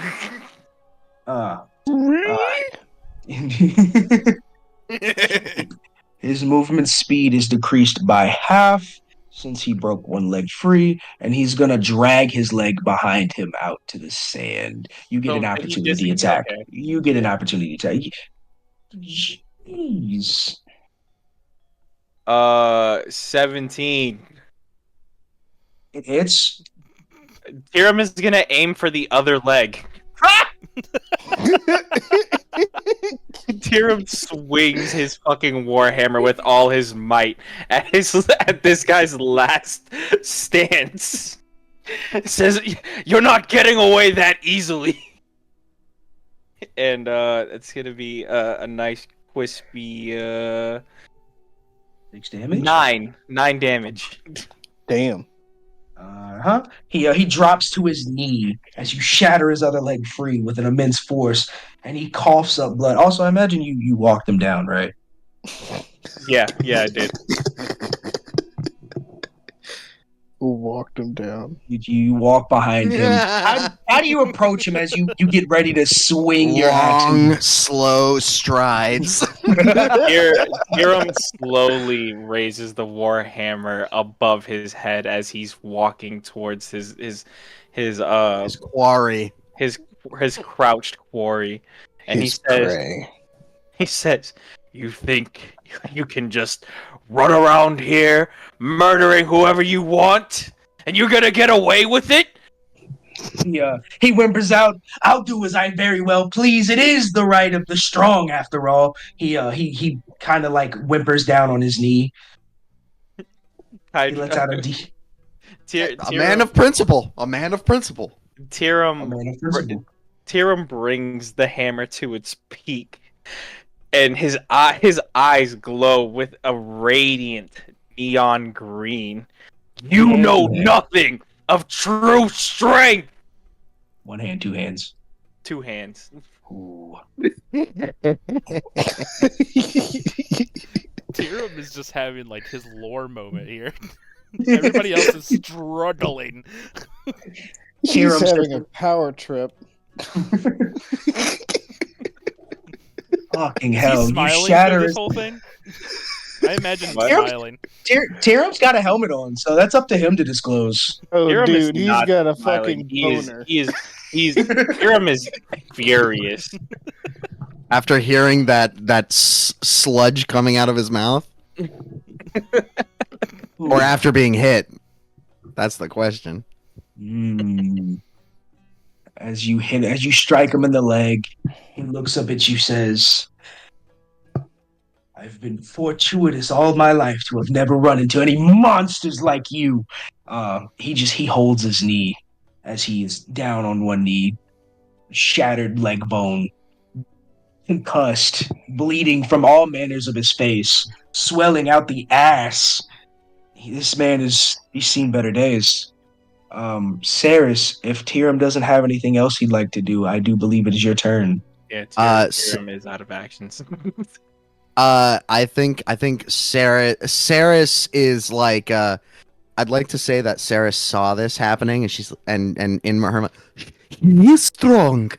and Saris, you But- have not seen anything. You heard it no, because you're on the other okay. side of the rock. But Yeah, you have you're not seen a hiding. thing. All right, Yes. cool. Okay, so Ceres is going to control her Eldritch Cannon and make it move to the edge of the rock. So is it high enough to hit the golem Yes. and not hit anyone else? Okay. Actually, I don't know, but Josh is pretty big now. Josh is pretty tall. Josh is pretty tall. Josh is pushing what, 8 feet? Something like that. Yeah, he's borderline a large creature right now. Okay. Ceres is gonna go ahead and climb up with her Eldritch Cannon, and she's gonna do a Hail Mary action. So for her interact with objects, I would like her to throw the Eldritch Cannon above where that guy is in between those two, in between those two mesas. And as it is spinning through the air, she is going to use her will over the cannon to hopefully activate it as it's pointing down over his head. Over the golem or over this guy? Oh, over that guy. All right. I'm gonna have you roll me in athletics. Is this going to take my action, or can it be my No, the object way interact? it's your object interaction, but definitely roll me. Well, actually, you know what? Saris is throwing it. She's throwing the She shit is out of that throwing it. location. Yeah, you know what? She is throwing it. Yeah. So So- I think she's going to command the cannon to move, and hopefully it falls on its feet on the ground. Roll me a deck save. Your save is 13. I imagine cannons don't have a lot of like actual movement. They do not. They actually have stats. So I will tell you what it is. Eldritch Cannon. Blah blah blah.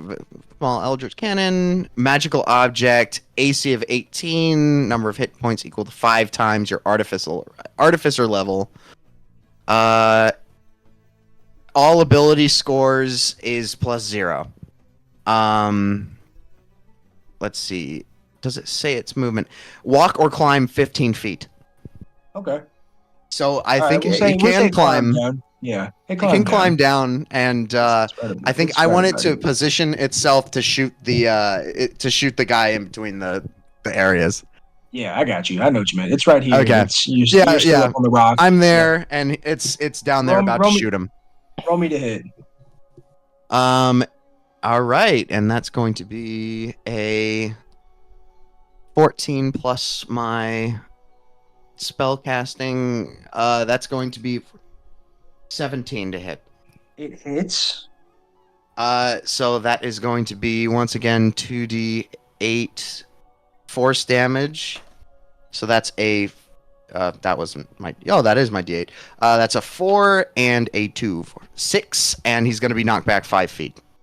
All right. You just push him into the wall as he stumbles to stay on his feet, and he hits one of these. The elf like keels over. Yeah. Yeah. He's coughing up a little bit of blood. He looks worse for wear. You really knocked the wind out of him too, you know. So he is Excellent. barely hanging on. Bucket is gonna go ahead and shoot at an Eldritch Force Ballista at the gunner to the south. All right, this guy down here. Yep, and that Yep. is a 12 to hit. It does not. Does not hit. Bucket just is being useless. That's Yes. fine. We love Bucket. We love Bucket. We love a useless king. We love a beautiful little useless robot that Ceres loves very much.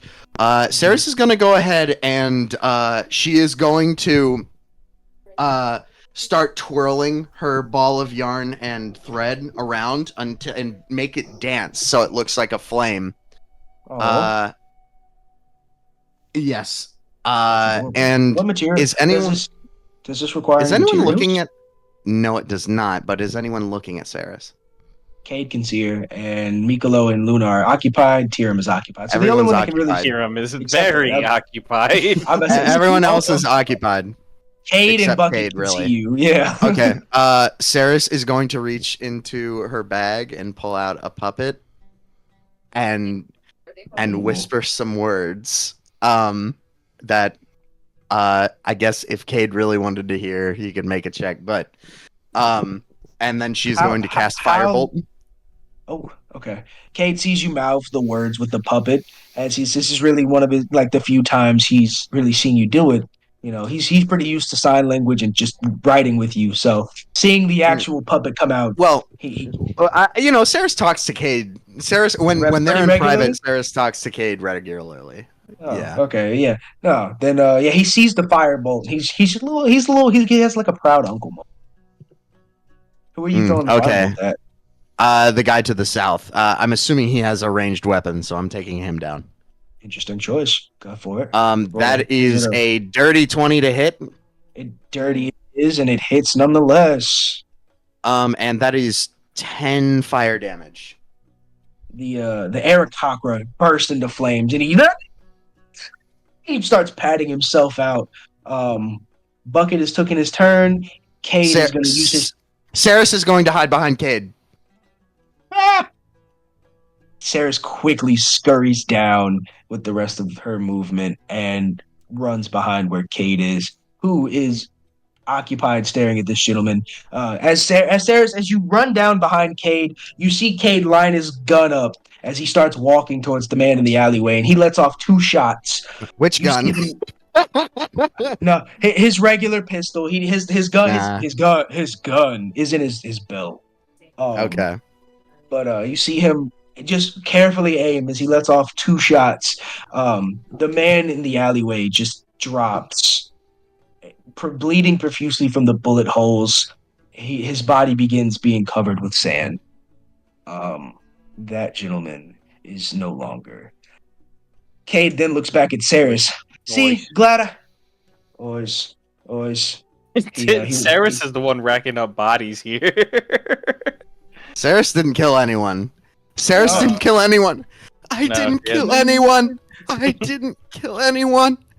Cade, I have to defend myself. It was my. I have to make the money.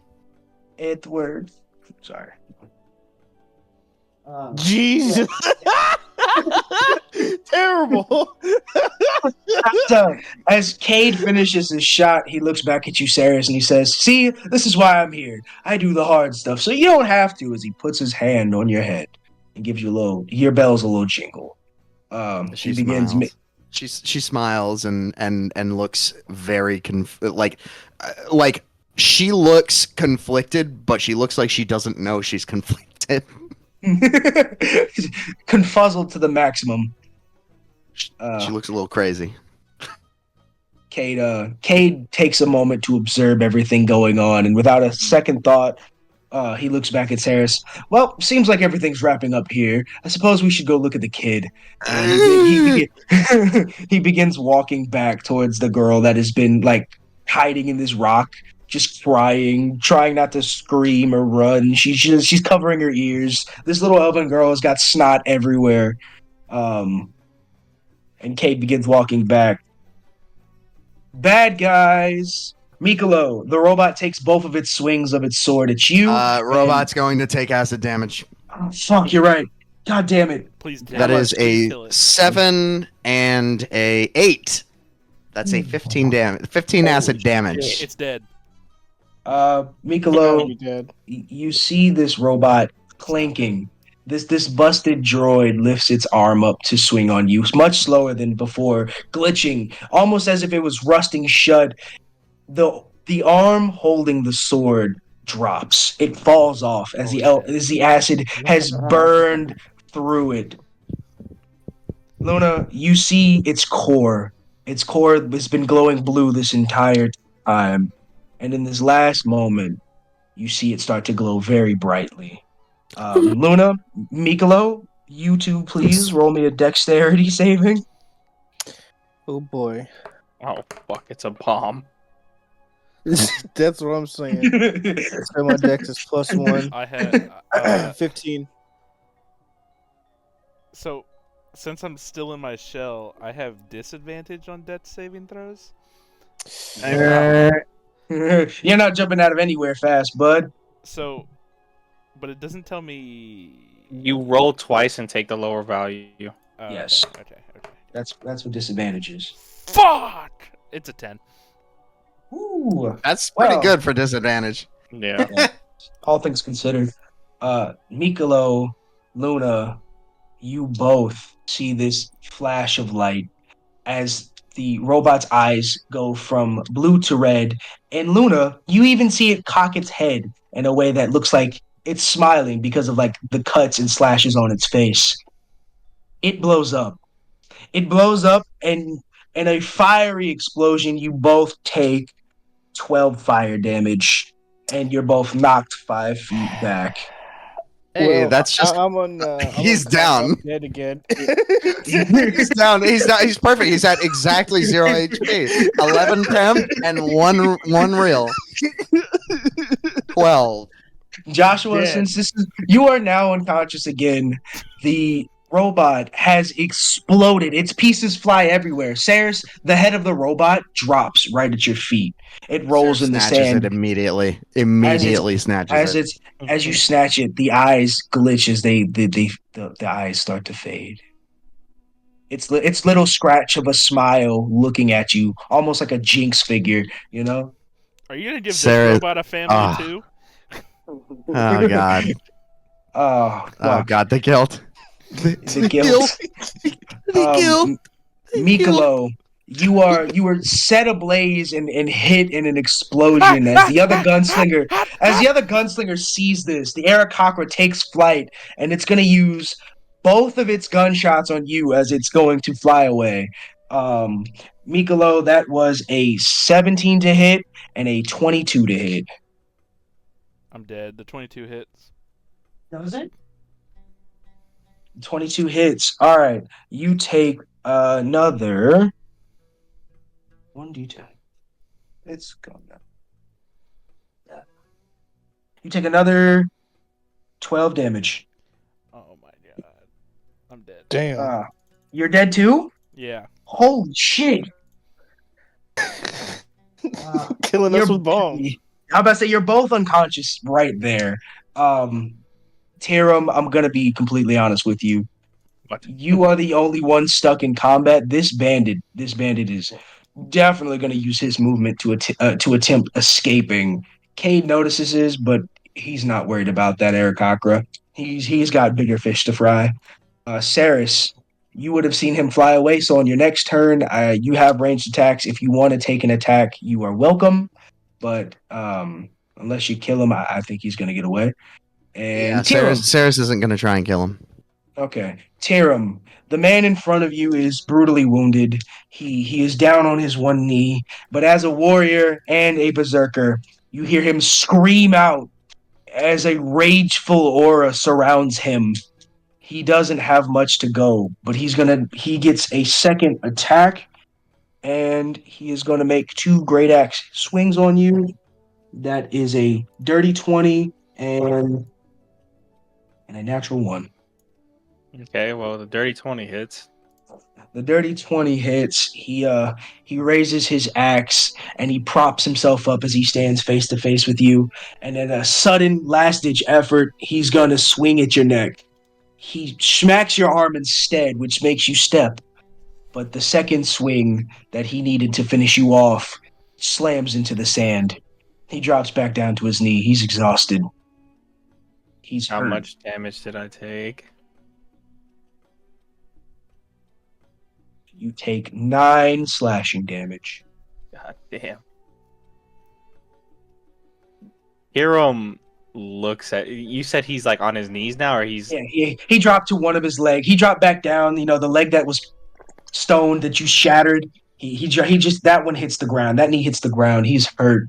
It is top of initiative with both Luna and Michaelo making me death saves. Death saves. How do Michaelo, I do this?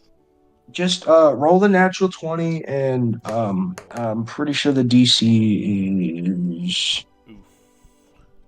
death That is saves. 7. I like the sound of that.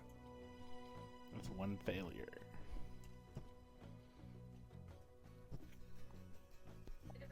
Michaelo, give me one memory of your life. 1 memory. Yes.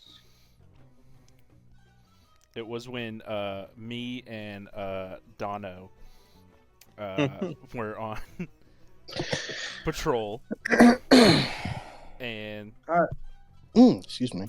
he introduced me to pizza for the first time. Michaelo, Dono is the only brother that was truly kind in every sense of the word. He was just as kind as he was intelligent, and he always looked after you when your other two brothers were a little rougher. You followed him into a mysterious shop in the obsidian depths, and something rich and delicious aroused in your nose. Your first time eating pizza was like finding gold.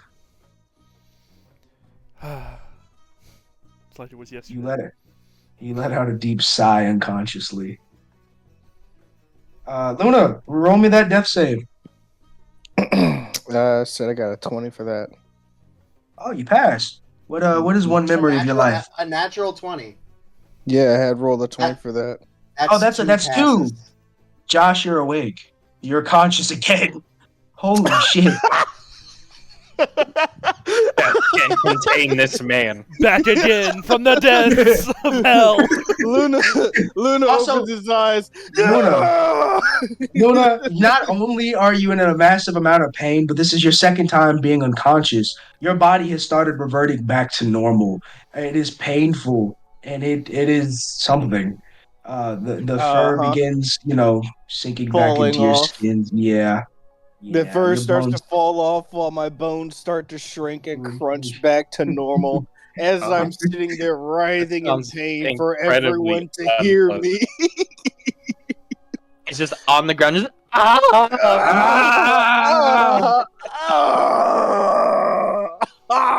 Kill Yes. me.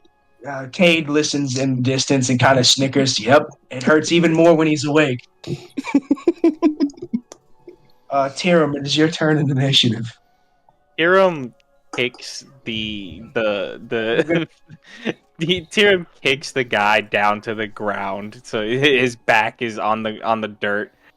And Hiram places his foot on this guy's chest and making sure to lean his body and put all his weight down on him. The berserker coughs up blood on your metal boots. You know nothing of true strength. You know nothing of true power. As you say this, he. What? Go ahead. No. Go ahead. Finish. No, I please blanked. finish. I blanked. No, it's okay. After you, I insist. I blanked. I said keep going. He grabs your ankle as you say this, and he coughs up a little bit more as he draws a heart on your shoe in the blood, and he looks at you and he smiles. Death for a berserker is nothing but bliss. Then it allow would me wa- to send you to your favorite place. 22 to hit. Jeez. Roll me damage. I'm gonna be honest. He doesn't have much to go, but you got a number to beat. 9. Where do you hit him? The fucking head. Your axe slams into the ground as it cuts into the top part of his face. Hammer. I use a hammer. Oh I don't yeah. use an Oh, you're axe. right. My bad. I'm Draven. Your hammer smacks him in the top of the head. You see consciousness fade from his eyes as they start to roll back into his head, and he blinks. One eye is looking to the right, while the other one is staring at your soul. He, he, pa- he passed. Screaming Hamatos. What does his soul look like? His soul looks like a vibrant golden light, a golden fire. This man, it's almost as if he could see Kydros herself as he fades to black. He's not dead, but he is unconscious. Hiram brings the hammer up and brings it back down. You have a second attack? Well, the fucking combat's over, isn't it? The combat is over. This is true. You can do what you want. Yeah. Murder. Fuck yeah. Um, you pop his fucking skull like a watermelon, bud. It's everywhere. It stains the sand as the sandstorm begins picking up pieces of his body You're a and sorry blowing it into fucking berserker. his clutch on your ankle never let go. It's actually gripped. He died holding on. His Hiram other takes hand it on his off. axe. Wow. And then he also checks his body Yeah, for you gonna loot the for body? anything. Yeah, I'm gonna loot the body. Roll me a d20. Ooh, yummy. 7. You pull out two things. The first being a small piece of paper with a name on it. It says Elena. It doesn't have a last name, and at the very bottom, right underneath of the name, you see a little um, hat. It's got three little bells. It looks like a Hat. jester's hat, but it is a solid black jester's hat emblem at the bottom of the paper. You also pull out his adventurer's card. His name was Rokon, and he was pretty much a mid-level mercenary. He did sign up to be a berserker, and yeah, it's signed at the bottom by. No, it's not signed at the bottom. It's just a pay. It's just like his identification card. Hiram, Hiram puts the paper, or Hiram reads the Elena name with the hat symbol, and he thinks about Ceres for a second with her jester hat. As you And do this, no, go ahead. uh, I'm sorry. I didn't just- he folds the paper and puts it away. As you tuck the paper back in your pocket, and I feel like the adrenaline starts to fade. Tiram, you really get a grasp on the situation you were just in. There are several guards dead in this mine in this row of caverns. This man who you just ended put in a lot of work with that golem to take down seven other gentlemen before fighting you guys. Um, it really dawns on you that he was in fact a warrior. I don't know if that changes anything, but I just want to put it in perspective that there are guards everywhere. You also see an elven woman. She is dead. Hiram goes to investigate the corpse. Also, what is everybody else? Roll me an investigation. What is everybody else doing? No, Luna, dead on the Michaelo, floor. y'all are unconscious. Ceres Yeah, is Excuse me, sir. I am conscious. I'm just in pain, writhing on the ground. I'm You're dead right, on the my floor. bad. actually. Is he unconscious if he succeeds on his death saves? No, Josh is awake, but he's in pain. Michaelo has lost one death Okay. save, and he's dying. It was Well- 11 on the investigation, by the way. I'll get back to you. Okay, so Ceres is immediately gonna go over, and she is going to cast Cure Wounds on Michaelo. Honestly, a little bit begrudgingly, a little bit mad that she has to do this. But also she remembers. She sits there and remembers. Oh yes, this is special one. And and then and she looks completely drained as she heals you. She takes her needle and ball of yarn, and are you still inside your shell? Yes. She reaches in, grabs your head, and pulls it out. And I'm assuming it's loose because you're unconscious. Yeah. It made sense. Okay. It's loose. That's insane. Yeah. Quite flaccid head, right? And she takes her needle and puts it like a what are those called? Acupuncture needle right in your forehead. And the sound of laughter and bells ring through the air as Ceres pulls out a puppet, and I'm assuming that Luna would be watching here. Probably not. Okay, no. Luna's like looking at their hands, going.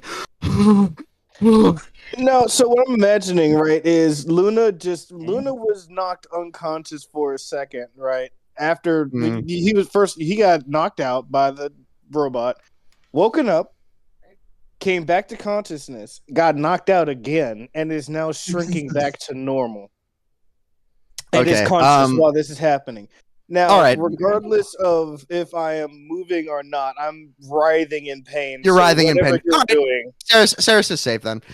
Ceres pulls out a puppet and whispers some words. How does this puppet sound? Okay. What is concern? I don't know what concern sounds like. I have to write that down. It's like worrisome. Yeah, I feel like so that'd be like Kermit. Kermit. Yeah. Are you okay? I'm sorry. Like a villager from Minecraft. Here. May the may the needle cure your wounds may the needle cure your wounds as it fixes the cloth from what you wear. And This is great. you get you get 11 HP. 11 HP. Michaelo, you are now awake. But I do want another memory real quick. I feel like you were unconscious for a while on death's door. I feel like other memories would have flashed. What else you got? It is a memory of me and the boys and my father, and we're training, and I Like messed up. it's Karate Kid montage, but you're not hitting the splits. But I messed up. That's cute. Splint scolds you harshly, and your brothers joke you for fucking that up because it's so easy. Come on now. But Dono gives you a hand up, and Raph gives you a pat on the back. Raffle looks at you, says he punches you in the arm, and he says, "Just keep trying, little brother." So I wake up at this point, right? You are now conscious. I'm going to. My whole body is going to shoot out of my shell, and I'm going to lean up. And as I'm doing this, Michaelo is just going to yell pizza as loud as he can. Ceres looks very, very happy that she looks relieved that he's up, and then her eyes widen and she immediately darts for all of the dead guards and rifles through their belongings. Oh, Oh, yes. Wow, what a and- goblin. And tries to pick up all of the parts of the golem. Ron, I want to collect all of the armor, and I want a net, a gross weight of all of the whatever type of metals the golem was made of and the armor I collect. Okay. All right. I'm gonna make you a list of materials real quick. While you do that, Ceres, you scuffle through one of the gunman's pockets. You find a now broken pistol that Cade shot through to shoot and kill the elf gunman, and you also find a picture of Queen Cyrillus. And you've been in and out of the elven country. It's got a little heart and a little like smooch at the bottom, you know. Oh my god. Oh, so I rifle through one of these guards, and that's what I find? Yes. Okay, and it's got a smooch on the Yeah. picture. It's got a little smooch and then like a heart around Cyrilla's face.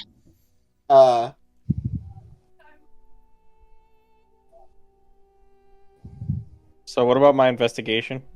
So, Tiram, you stand over the dead elven's body. She strongly favors the little girl from earlier. And you can tell that she's a noble. She is very well dressed. Her ears are very long. She was a high elf among high elves. And it looks like she was it looks like they snapped her neck. Here And, you all roll me one more investigation, actually, or a perception. You can choose. It's something I want to know if you see it or not. Nat 20. He definitely sees Hear it. him. Uh, I'm gonna text you something, and you can choose to keep this to yourself or not.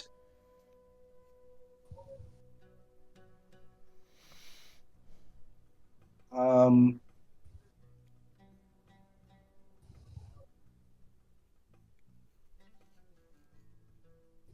Goddamn autocorrect. All right. Yeah. Um, all right. Josh, at this point, it's been a good 10 minutes for Saris to rummage through all the guards. Saris, add 50 silver and 2 gold pieces to your collection. You gained approximate. One second. 50 Okay, my silver. bad. 50 Yep, silver. 50 silver. Um, you have 2 gold coins. You've got a couple of like knickknacks. You picked up a set of dice, and you picked up like a really rusted up dagger that had words inscribed on it, but it's too rusted to really tell who the creator was. You also pick up approximately 150 pounds of straight up cast iron steel. It isn't anything special. This golem was scrapped together and then thrown into the desert where it's got a lot of wear and tear. All right. The only remaining parts that are still intact are one of the arms, the head that you picked up, and half of a leg. Everything else is gears and pieces, and you can choose to divide that up into 50 pounds worth of, we'll just say, buildable equipment. Stuff like screws, gears, bolts. But most of it is like scrapped. Just scrap. You All right. Yeah, it blew So up in so a I have a fiery ball. so 50 silver, 2 gold, a set of dice, a rusted inscribed dagger, approximately 150 pounds of cast iron steel, a golem arm, a golem leg, and a golem head. Yes. Excellent. Also, roll me an investigation on the head. Just be did you like hurriedly put everything away? Did you investigate? No, How is Sarah's going? she certainly checked the head because it seemed intact. It was intact enough to like blink out at her. So she is going to, because this is a magic object, right? Mhm. She is going to do that with advantage because that is one of her skills. Yes. And that for investigation, that is a +5 at advantage. I just dropped the fuck out of my dice. What is that? It's all right. Okay, that was an 8. And that was an 18, 19, 20, 21, 22, 23. Ooh.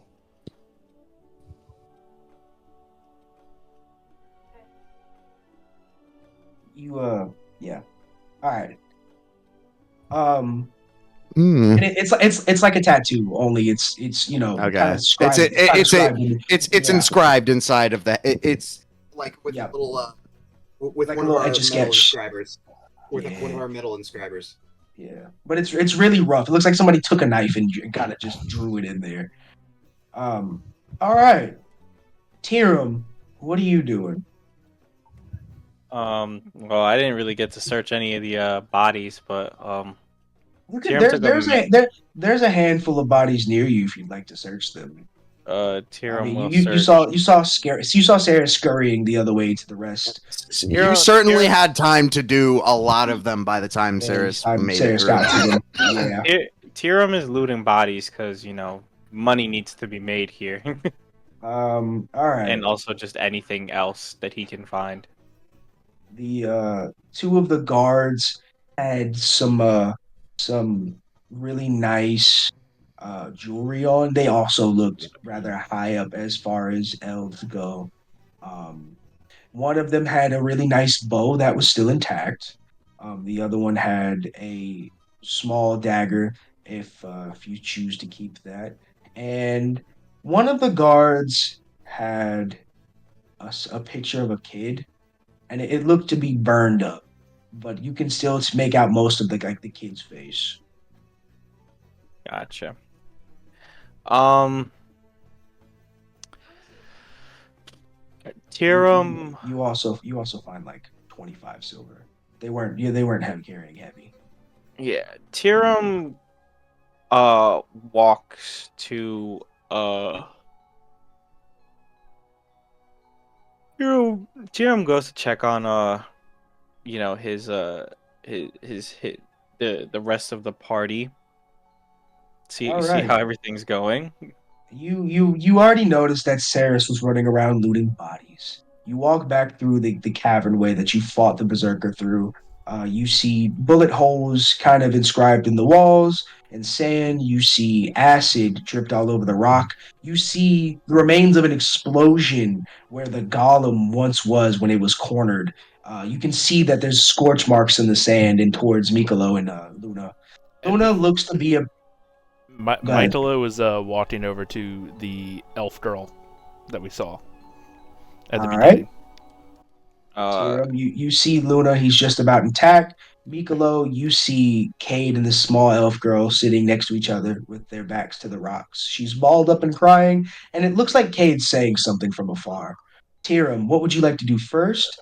And then Michaelo will get to you next. Okay. Hiram is going to use lay on hands on himself. Actually, nah, Hiram's not gonna use lay on hands on himself. He's gonna use lay on hands on what's his name? Luna. Yeah.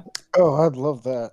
And You he's gonna see use Luna on the ground, just looking like he has seen better days. Luna as looks he up at Tyrion. Tiram uses all 15 HP in his lay on hands, and he says he looks down at Luna. I'm adding this to your tab. You owe me 2 now. And he transfers 15 HP to Luna. And he's not interested in conversation, so he stands up and starts walking towards the elven girl after that. Who is Luna mouth fucking their mic? What? Josh. It was Josh. What? Okay. You were breathing a little heavy there, Batman. Oh, my bad. 'Cause it was kind of like bent up against my shoulder as I was looking over my computer. My apologies.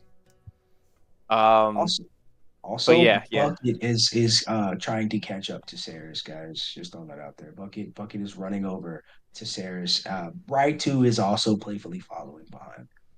But Tiram, Michaelo, you both approach Kade and the girl. Is one quick question: is anyone else searching the bodies for money, or DM has the money kind of like out? At this point, all of the bodies have been looted. Okay. When everyone assembles around this girl, or unless Tiram is going off to do something else. Tiram is walking to the girl as well. Okay. Ceres is assuming that she has looted all the bodies of all of their money. Ceres takes out her writing board and places all of the 2 gold and 50 silvers on the board. And then she writes Ceres and finder's fee, and then splits it evenly plus 10% of the total she has found. And then she divides it evenly between everyone. As Ceres Tiram- goes around. Oh, go ahead. Tiram politely refuses his share of it. He found money. Ceres while looks at Tiram and is and smiles deeply and just gives you a big thumbs up. And she does not know you have any money on you off of it. So let me split this up between how many people? Michaelo's not really two. worried about the money right now. Also, is Michael She going to gives an refuse? even bigger thumbs up to Mike. Michaelo is only worried about the little girl and if she's okay. All right, Luna, you Luna take the money. opens up his coin pouch and slides the remaining money inside of his coin pouch, tightens it, and puts it back, and sits down to breathe. So how many people? That's Kade, Luna, No, just Luna. Just Luna and Ceres get the money. You can Luna, and divide. Ceres. Yeah, Kade. So Luna, you get 1 gold and 20. You get. Oh, hold on. Let me calculate this. Go ahead. Also, you can give him whatever percentage of that you want. But and Ceres walks over to Kade, and he looks Get to be 1 telling gold. this. Hell yeah. You walk over to Cade with the money, and Cade has got a shit-eating grin on his face. It's a look that you know all too well, Ceres. The look that Cade has found something worth money, he has found information that he knows what to do with it. As you walk over to him with the offered gold and silver, he puts his hand out. No, half pint. We've got something even better. He looks at the party. Michaelo, you look concerned. Hiram, you look a little annoyed and probably a little skeptical. I think, right? Yeah. Luna, are you paying attention? Are you trying to heal? What exactly are you doing right this second? Trying to figure out how I was this monster creature, why I was this monster creature, and what I'm going to do about it. Deep thought. As you are in deep thought, Luna, I want you to roll me a perception, and I'll get back to you. Don't tell me what it is, but text it to me. Ceres, as you approach Cade, and he says that, he looks at you and he says, "You wouldn't happen to know anything about elves, would you?" Michaelo cuts you off, and he goes, "Cade, is the girl okay?" He puts his hand out to you. The girl has been okay, thank you, other than some light trauma. And if you'll stop interrupting me, I have news. He really smiles like really big at you, Michaelo. He didn't mean to be rude, but he is ecstatic right now. That pisses Michaelo off. His tail is wagging. What are you gonna do about it, Michaelo? Pissed off? How pissed off is too pissed off? No, he just has like the angriest face right now. He's got like the Arthur balled up fist going on. Because in Michaelo's head, she knew all these people, and all these people just died, and she's the last one remaining, and that reminds him of what happened to him. Yeah. Hiram walks So he- past so he is Michaelo only focused on and that girl. Cade. All right. Hiram walks past Michaelo and Cade, and he kneels down in front of the little girl, and he removes the helmet from his from his armor. Everybody other than Cade, this is your first legit time seeing Tiram's face. He had it on in the Adventurers Guild, and he had it on during the first job, and I he's had gotta it on look ever. at him again. Mind you, I'm not even paying Hiram. attention to him right now. Is what is Tiram's charisma score? Hiram's charisma is 15. And is Tiram a handsome individual? Hiram's a pretty fucking handsome guy if you look in the In the character picture he list. sent us, he looks like In the Leon picture, Kennedy, he- but green. He kind of does. I think it would be met with positive reception. Tiram, as you crouch down in front of this little girl, you also notice that there's an empty potion bottle next to her. She's not like on top of Cade or like cuddling up, but you can tell that she's at a comfortable distance. She's not shying away like before. You do notice that there's an empty potion bottle next to her. Continue. Hiram, once Tiram takes off the helmet, he holds it in one hand, and he holds out his other hand, and he asks the little girl if she's all right. She twiddles her fingers. She's kind of curled up in a ball. Her little ears are bright red. She's finally rubbing the tears from her eyes. She's calmed down a little bit. She is swollen in the face from all of like the just crying. And she looks at you, Tiram, and the only one here that looks even remotely close to her is you. Um, she lets Tiram tells her, you're safe now. Though those bad men won't hurt you anymore. she looks up at you and she says, I know. She's still like really badly twiddling her fingers. She looks at your armor. She looks at you. She can see the results of the fight, and she looks at you with almost pure sincerity. Are you hurt? Don't She's worry like about still. me. I've suffered a lot worse. Uh, Tiram asks. Tiram, looks at the little girl, and he kind of like shrugs off like the little shoulder wound that he has.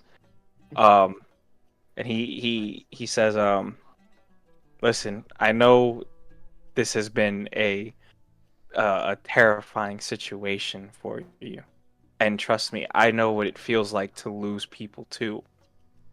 Um, Tiram goes, I need you to help me. If you can help me, I can make sure that whoever sent these bad guys, they get the justice that they deserve. Here, roll me another perception. Oh, that's a Garbaggio perception. 4. Nothing. Keep talking. Uh, that's really it. That's all Tiram had to say. Or actually, no, he's like, can you tell me like who you were with? Yeah. As you ask her that question, Cade chimes in. And once you're finished telling us that, I'd like to let you know that you're in great hands. I'd like to offer you Kade Kunningtale's best service, newly installed thanks to my friends here, bodyguarding. He looks at the whole party and he smiles. He looks back at Tiram Tiram. And Tiram looks up at Cade and his eyes glow. Cade, Cade, Cade puts his hands up and he says, "Too soon. My mistake. I understand." Touchy moment. He stands up and he dusts himself off. You actually notice a second potion bottle kind of like fall out of his pocket, and he walks over to Ceres. The little girl looks up at you as Cade walks away, and she lets off a very soft, "Thank you, Mister Dog." And she looks up at you and she scurries close and she signals you to come in close as she's barely standing up. This small girl. Yes. Ceres comes up close. She puts her hand out to Ceres and she goes, "Not you." She looks at Tiram and she signals you again. Tiram leans in closer. She tells you her name. It matches the one on the paper. Tiram is puzzled. She whispers into your ear as you have this very confused look on your face, and she says, "Those were my guards, my friends. My father sent them to protect me, and those people." She starts tearing up. She starts tearing up really badly, and she turns red in the face. Tiram tries to like wipe some of the tears away with the back of his hand, but he still has like armor on. He All dexterity. Yeah. Or roll me a performance. That is a 19 for performance.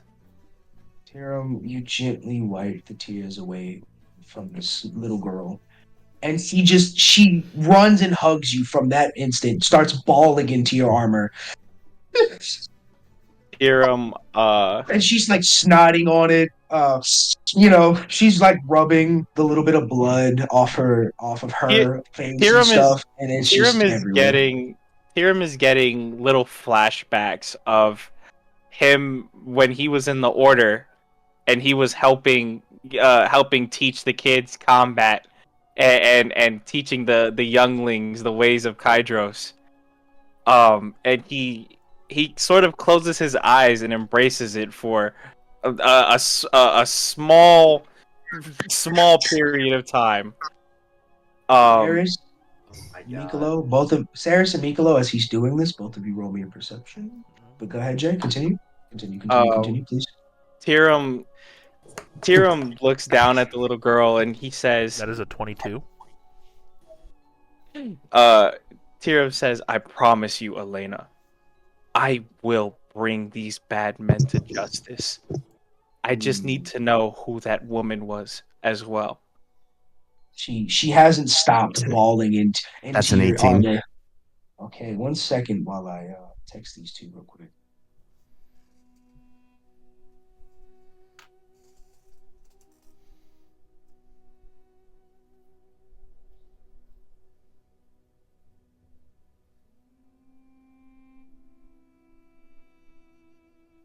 Ceres, Lucy.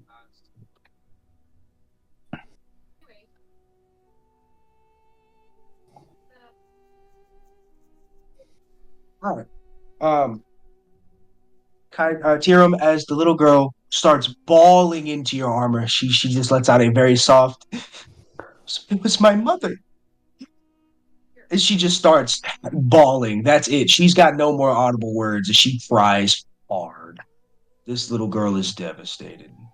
These bandits came and murdered all of her security guards and her mother in front of her, and the only name on the list was hers.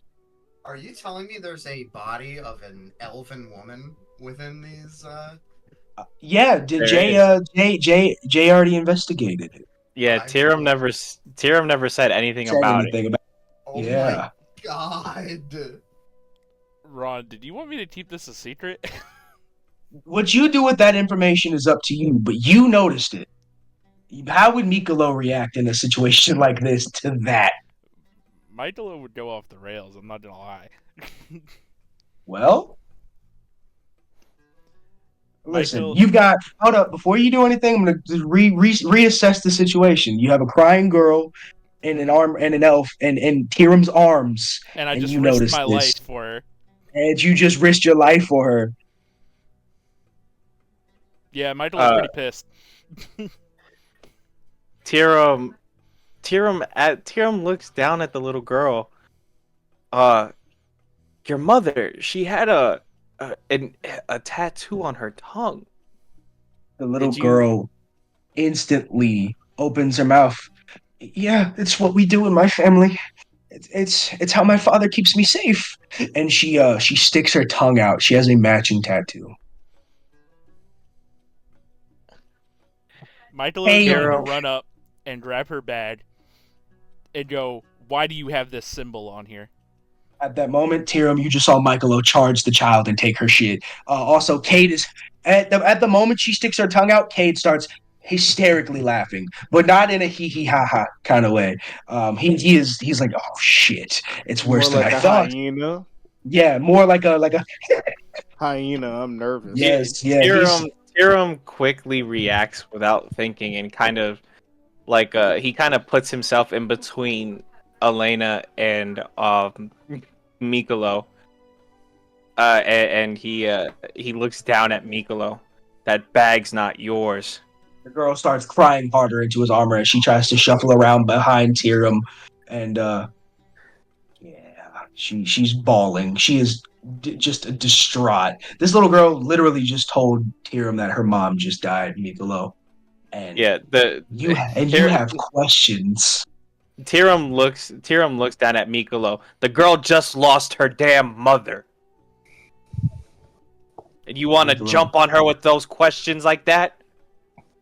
Michaelo goes, "Yeah, I just risked my life for someone who killed my family. I want to know why she has it on her bag." The little girl starts crying even louder, and the tears will not stop flowing. It is like a screaming toddler. Tiram looks back at Elena and looks at Michaelo.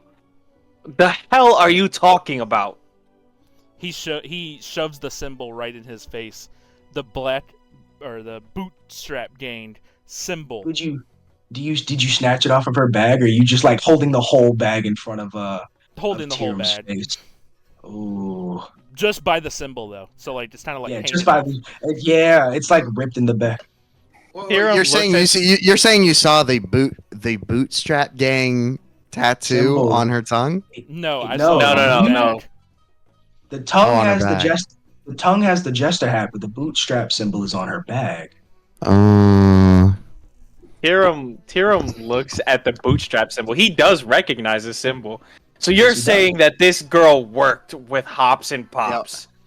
Fucking Ceres pulls out the mechanical head of the golem and shows it, and she writes on the board, "I don't think the people trying to kill her and hers are the people she's siding with," and shows the board and the back of the golem head with an engraving of the Bootstrap Gang on the inside of the head. Michaelo She stops. looks at Ceres and then goes, "Why does she have the emblem on her bed then?" The little girl calls out, "It's me! It's I didn't me hear that. company!" Oh, she screams out in the middle of all the arguing, "It's a company! My father's trading company! He moves supplies all over Everdor. He just wants to help people." And Ceres writes inside job and circles it 3 times and shows it. Tiram looks at that board. What father would kill his own daughter and wife? A shitty one. She writes a she shitty one. She looks distraught. No, my father would never. He sent us away to protect us. My brother, you see, she starts kind of breathing heavy. My brother was recently killed. He was killed with a cannon, and we don't know who did it. So my father, he sent me away. I don't understand. When she says that, I'm just gonna when she says that, oh god, yeah, that's a 3. When she says cannon, I think Ceres's eyes widen and then they go to like a complete poker face, and it's very obvious. Hey, Ceres. As you make the poker face, you make eye contact with Kade, and he has got a serious face. His eyes dash at yours, and they dash back to the little girl. But you know he knows something. He knows something very important about this. He looks at you with he looks at you with dead seriousness and we'll talk later, but we have to talk kind of way. Michaelo remembers the smile that Tade had, so Michaelo throws the bad down and he goes over to Tade and he goes, "What do you know?" Cade like smiles the most serious voice that you've ever heard Michaelo say. Cade smiles at you, Michaelo. Michaelo punches him. You didn't even let me get the words out. Okay, roll me the hit. Ceres pulls out her pistol and aims it. Before Ceres. Hold on. Oh. All right, yeah. You sock Cade in the nose, and Ceres fires. And I go. And Michaelo goes. Wait. You gotta eat. There's the roll the hit. Yeah, I'm gonna say Ceres roll the hit. That is a dirty 20 to hit. Where are you? Ceres, you shoot Michaelo in the leg. Michaelo, you have just been in a very long fight, and you take how much damage, Simon? That would be 8. I don't know how much HP you still have, but you definitely. I know good enough to know that you're at least somewhat shaken up. Michaelo, you punched Cade in the face as he licks the blood off of his knuckles, and he crouches down to your level, and he says, "Listen here, friend. You paid me for information, and I gave it to you. You want more, you're going to have to pay more." And as he gets up, he turns back towards Ceres, and he hits you with his tail. Ceres, you notice he's gripping his gun, and he hollers back at Michaelo, "I know you have to be here, but you don't know why you're here at all. Do not forget, your life is in my hands." He turns around with the pistol, and he aims it at you. With the pistol.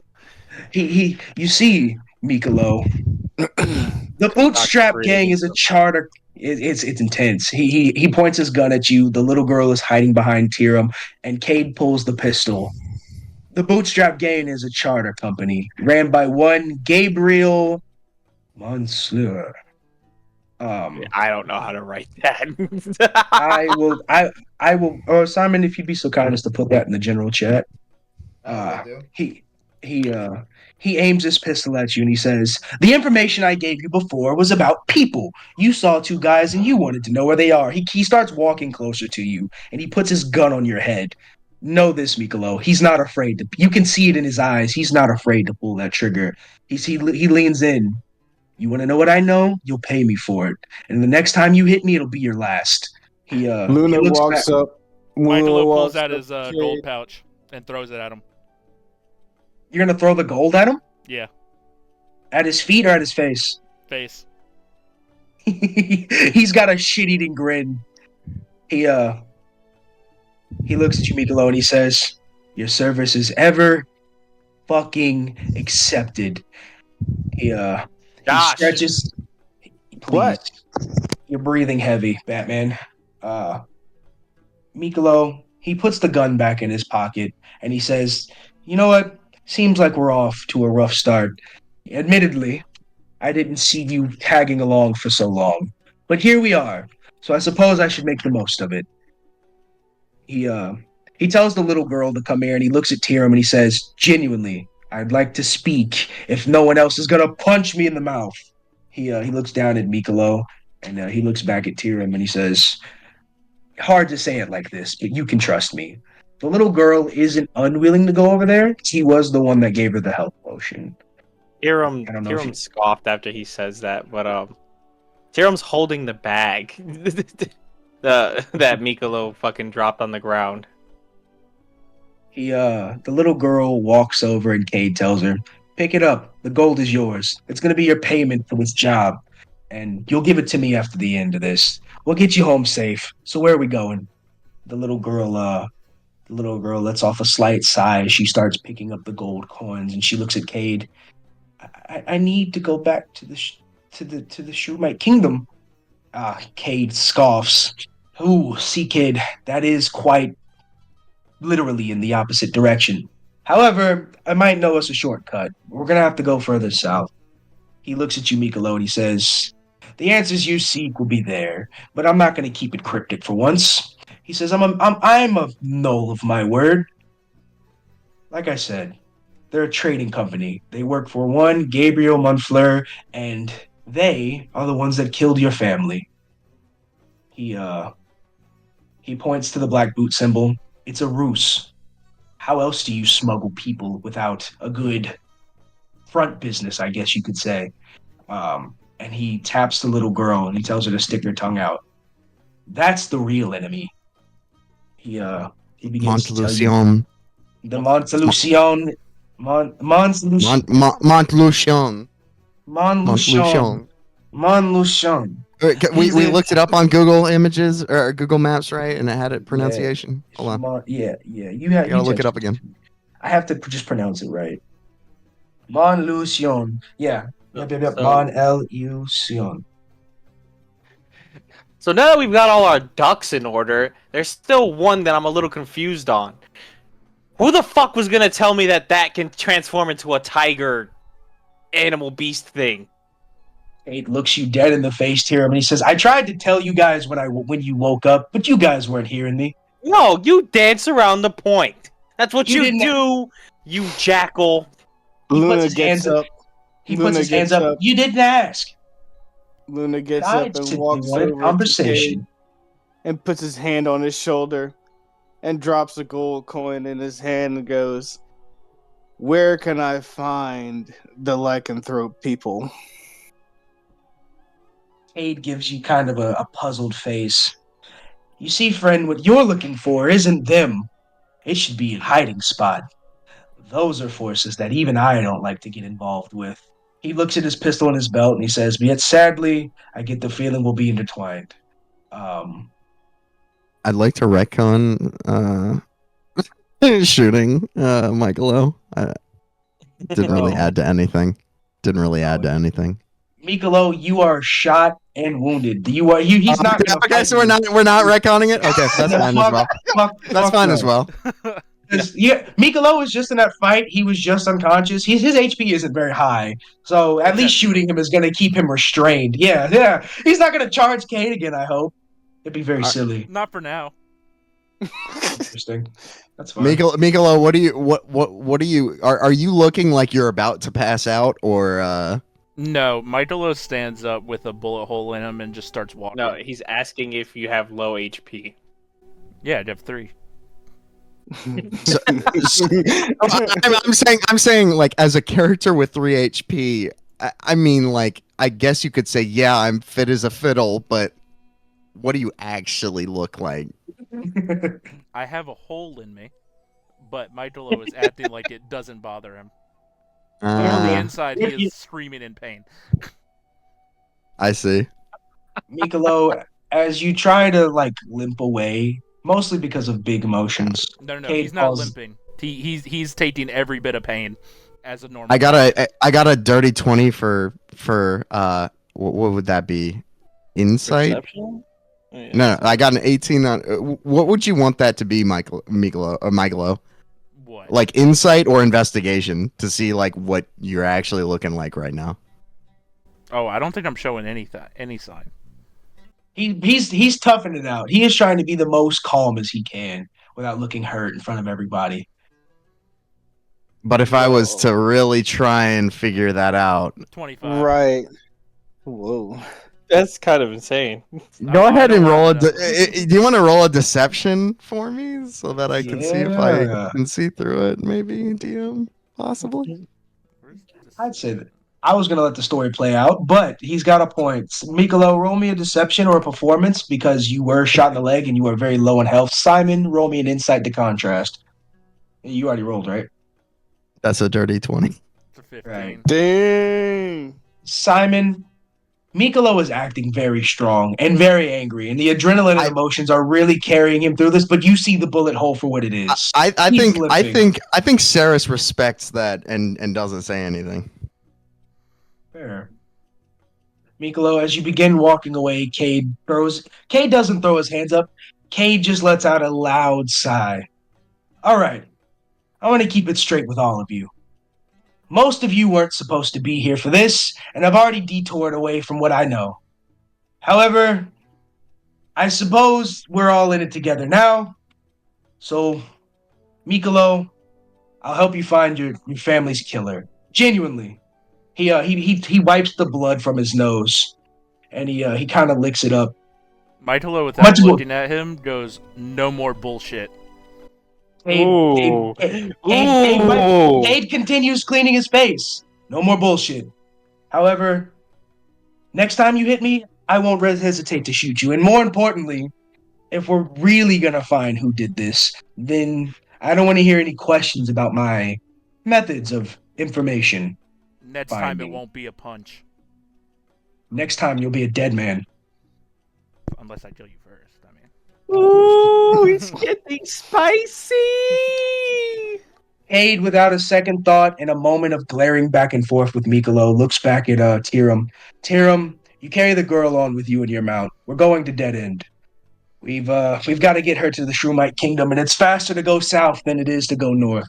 Plus, he kind of whispers into Luna, I don't want to go back through Dusty Coins. The Arakakra are still looking for us.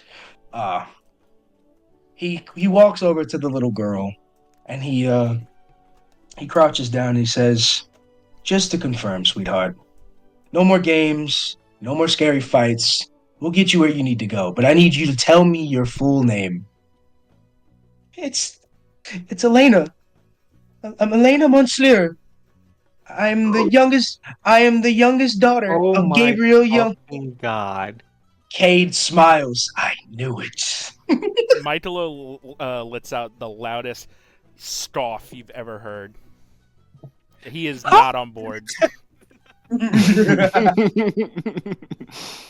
As Cade hears the scoff, he looks back at Michaelo. Where have you been this whole time? Under a rock, correct? Down in those sewers beneath the newly constructed city, no? That's what you told me, right? What do you know about any of this? Since you've got all the energy to be upset. Michaelo doesn't answer. Fuck, I forgot what I was gonna say. Hiram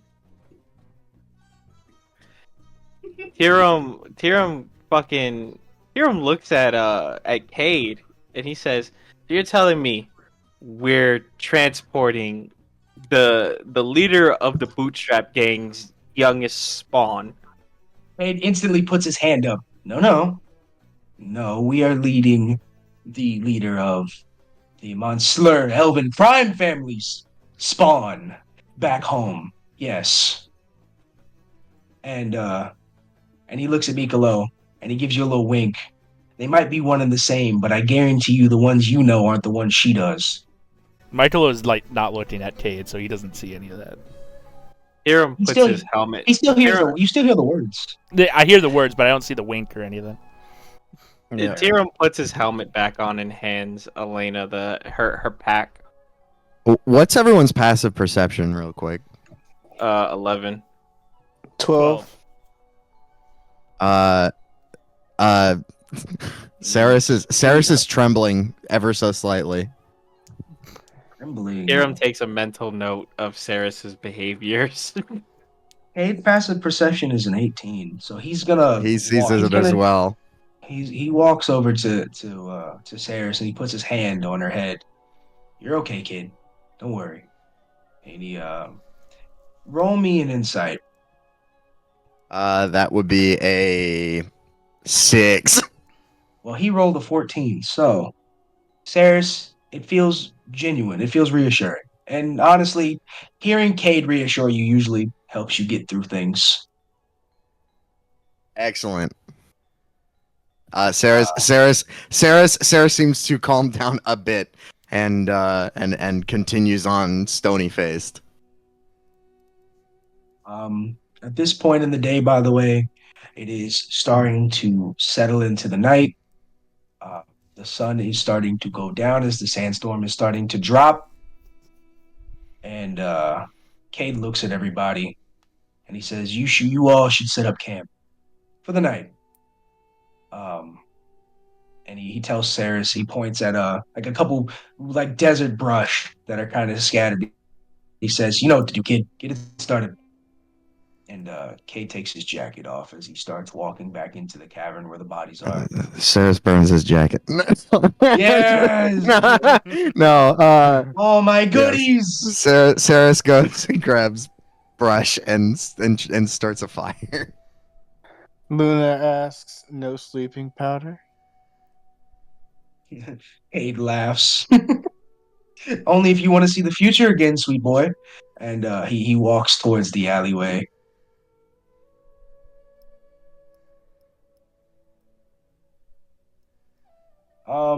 Ceres has started a campfire. So Ceres goes and collects brush, and she kind of walks and finds a good spot to set up camp somewhere a little bit more. Oh, so are we still in this cloister of Rocks.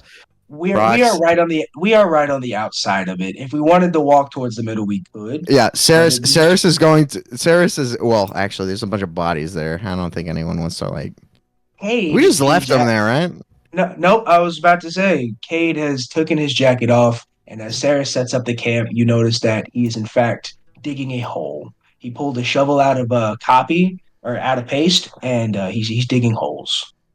He's burying the guards one by one. Stops to look at Cade as she's collecting brush and appreciates just a second to remember that Cade is not only not just a thieving trickster bastard caring individual, but a caring and a caring person with hidden depths.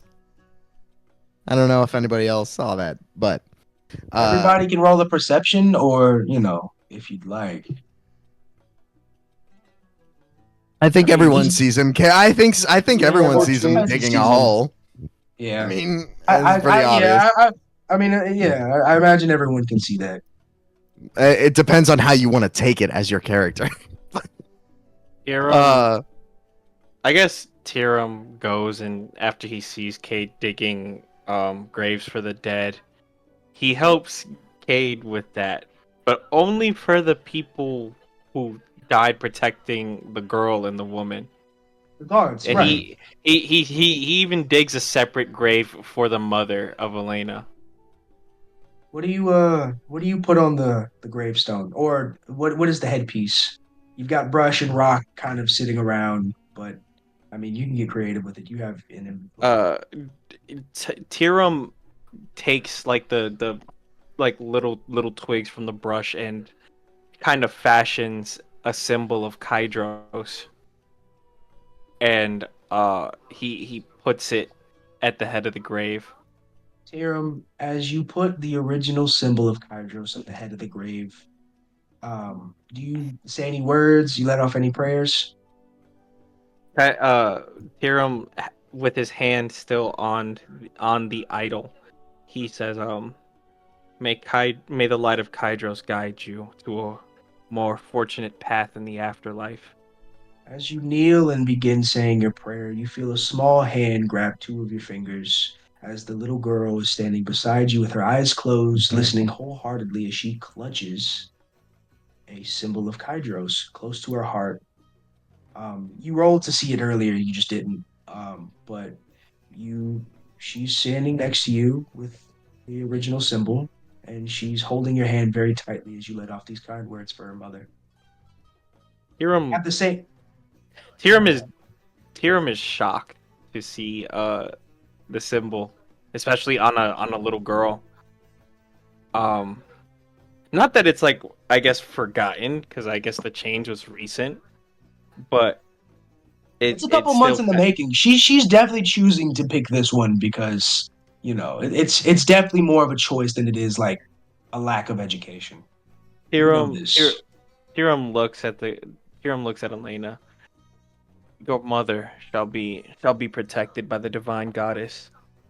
The little girl smiles at you for the first time in this whole endeavor, and she says, "After the kind words you said, I know." And at the same moment, you see all three of the, or two of the bodies of the bandits, the headless one and the dead gunslinger in the alleyway. You see Kade dragging them into a pile. He has stripped them all of their clothing down to their underwear, of all their possessions. And you all notice that he lights a small match and he kicks the two bodies into the biggest hole and lights them on fire. And then as they start burning, he starts digging the sand over their feet from feet to head as they roast. And he says, "No need to leave any traces. I'm sure they'll have friends that come looking. Fresh graves give the wrong impression." And Luna says, "Seems fair," and continues setting up camp. Ceres surreptitiously and very quietly casts firebolt, and I want to give anyone who is setting up camp instead of digging graves a at disadvantage in a perception DC 15, no, DC 13. that would be Michaelo and Luna. Oh, Michael. Unless Michaelo is, he's just sitting. He hasn't taken his eyes just off the little Luna. girl. So just Luna. What? Wait, you said somebody that's sitting at camp? Actually, yeah, if you're watching me, then just do it regularly. DC 13 perception. I'm setting up camp. Like I was told to set up camp. So if you're setting up, do it with disadvantage. Oh my goodness, that's terrible. All right, I rolled a. Kade was digging graves. Does he has to roll too? So Josh has to roll 14 at disadvantage. Okay, so your lowest roll was a 14. Yes. The one above it was an 18. Okay, and what about Michaelo? What was your roll?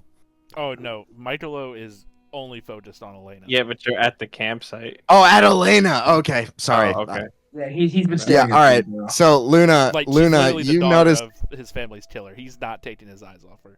Or so he believes. So Luna, you notice Ceres pulling out a puppet from the bag at her hip. And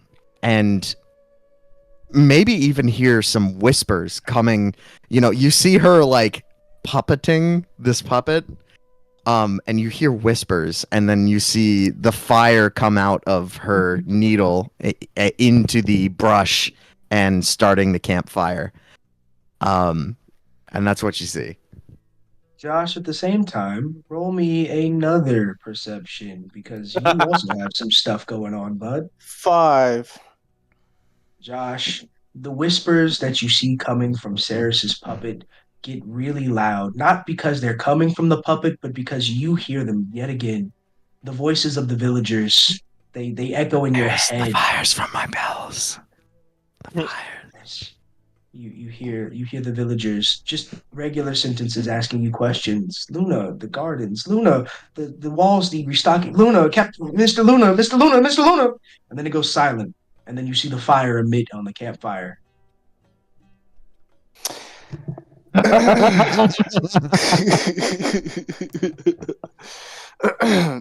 Luna is shaken. He takes a step back from what he was doing, which I'm assuming he was setting up a tent. and decides to sit down for a second because he's trying to understand everything that is happening. From the first moment he started hearing these whispers, he's curious, and now all of a sudden a transformation out of nowhere. He is overwhelmed with what is happening and just needs a moment to breathe. As Cade finishes up his digging and he puts the fire out. He walks over to the campfire, dragging what appears to be a rather large rock, and he slams it down in front of the campfire, and he says, "All right, kids, gather round. It's story time."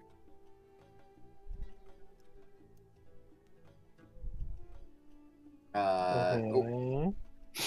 Luna walks over and sits down. Michaelo, you gonna Ceres listen is in? sitting down while Michaelo is like, I'm gonna say like 10 feet away from where the campfire is, but he's not moving Sitting, because he doesn't respect standing. Cade right now. That's fine. My bad I love reputation it. precedes me. Um, Tiram, Elena seems to be in much better spirits since your kind words, and she's sticking very closely to you. So wherever you sit, she is going to sit. But for the first time this afternoon, since hearing those words, she's been in a rather cheery mood for a traumatized kid. She's not saying a whole lot, but her face is soft and gently smiling. She feels almost at peace knowing that you guys are looking out for her. She did just watch you fight off her killers, or her friends' killers and friends and family. So um, she sits down wherever you sit down. Tiram, I guess, gets up from the mother's grave and he walks over to the campfire so that way Elena can sit next to the fire and be warm. Cade stretches and he says, "You all want to hear the little bit of a tale from the future?" He uh, he looks at Ceres and he says, "I I took my glimpse a little bit before you all did." And by a little bit, he looks at you and he says, "Before meeting you, Ceres, um, he sits back and he pulls out he pulls out a lute. It's a small lute. It's a little busted up. Paste coughs it up. Come on, Paste. He smacks his bag of holding as it coughs up his lute, and he strums a small tune, a single 1-2 note. And he's when I saw the future, thrum, I saw your bounties. I saw nothing but money. His eyes get really big as he stares into the fire. He looks at you, Luna, and he says, "A mysterious organization looking for what was stolen, held in your head, and a lot of money for dead alone." He looks at you, Tiram, and you, the runaway from a time long before this one, this day and age. Your head costing double his. The people that want you dead know you're powerful.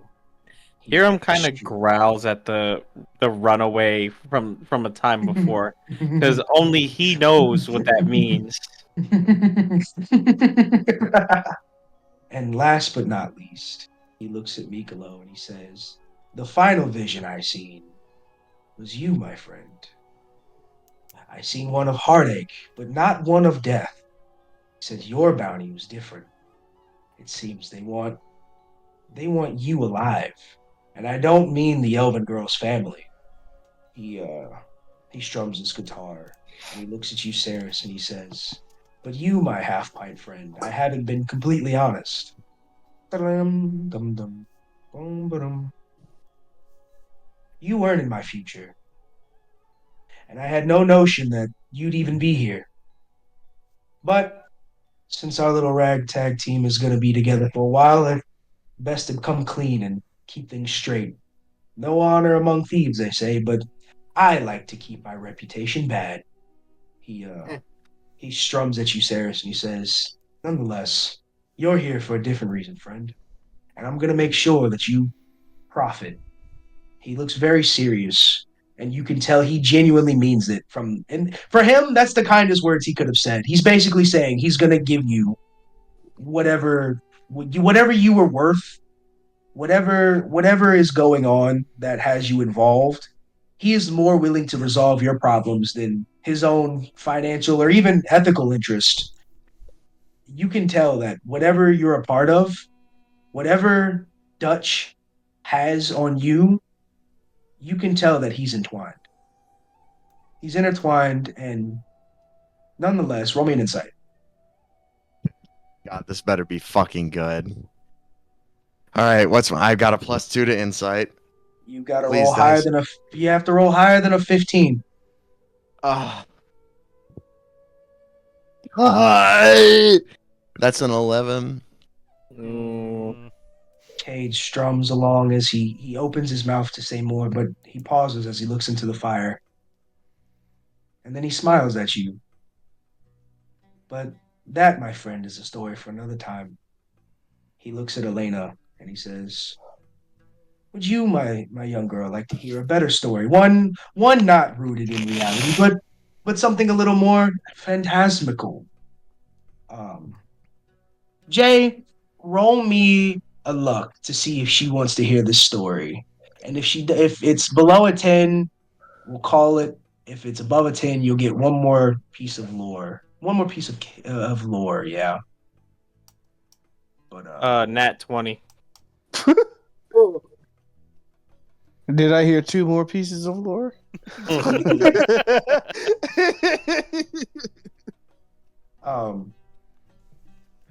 The little girl sits up and she's invested. She's hearing these mysterious things from these mysterious people, and by far the strangest has to be either the giant turtle or giant hyena. So she nods her head softly, and he says, as he begins playing a pirate shanty.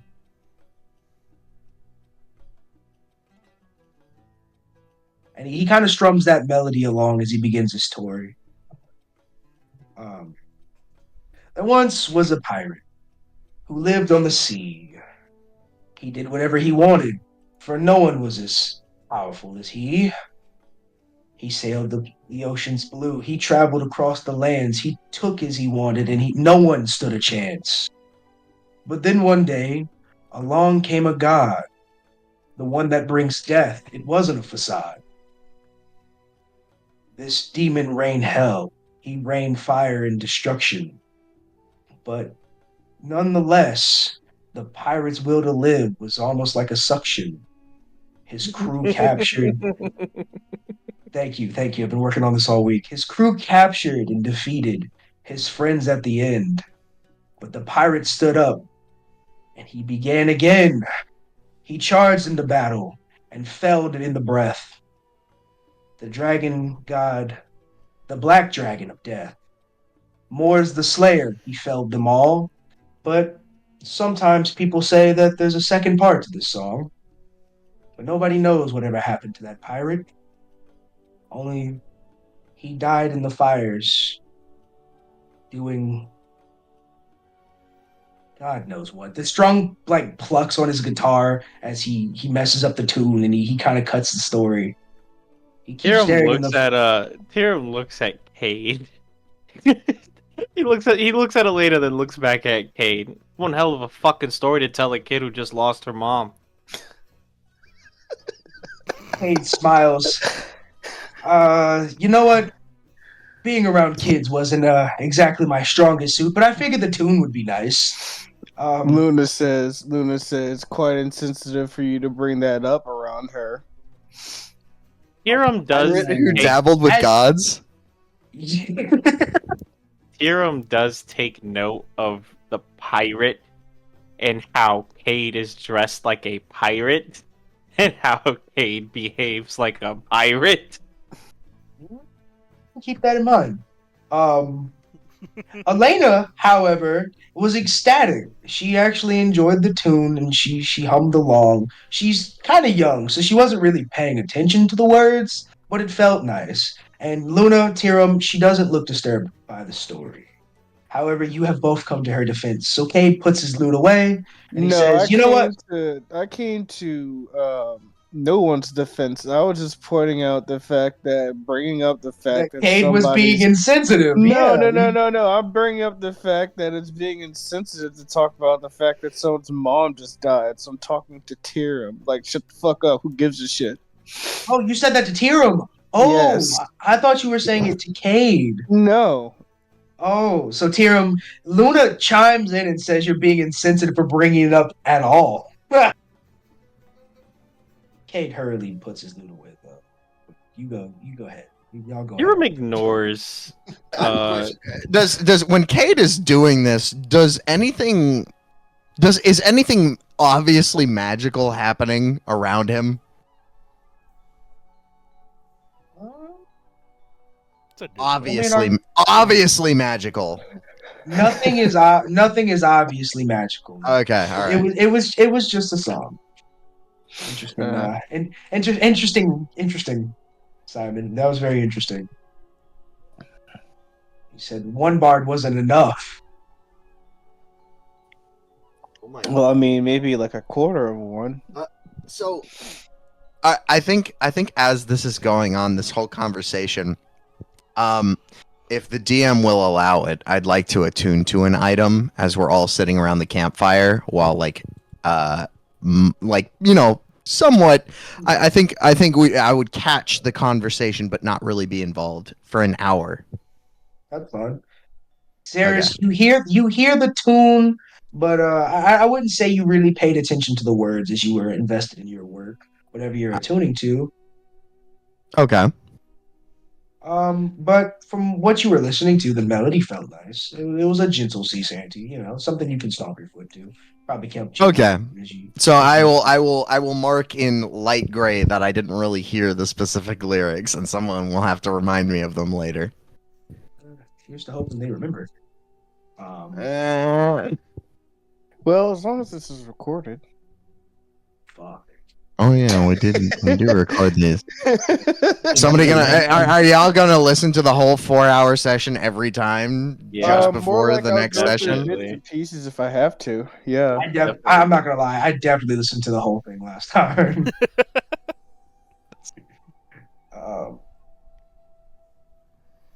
And the final piece of this, as we all sit around the campfire, if anybody would like to share, I mean, for the first time, our party has really had a moment to sit down, and at least one of us is trying to be what feels like honest, unless you all want to roll me insights to decipher otherwise.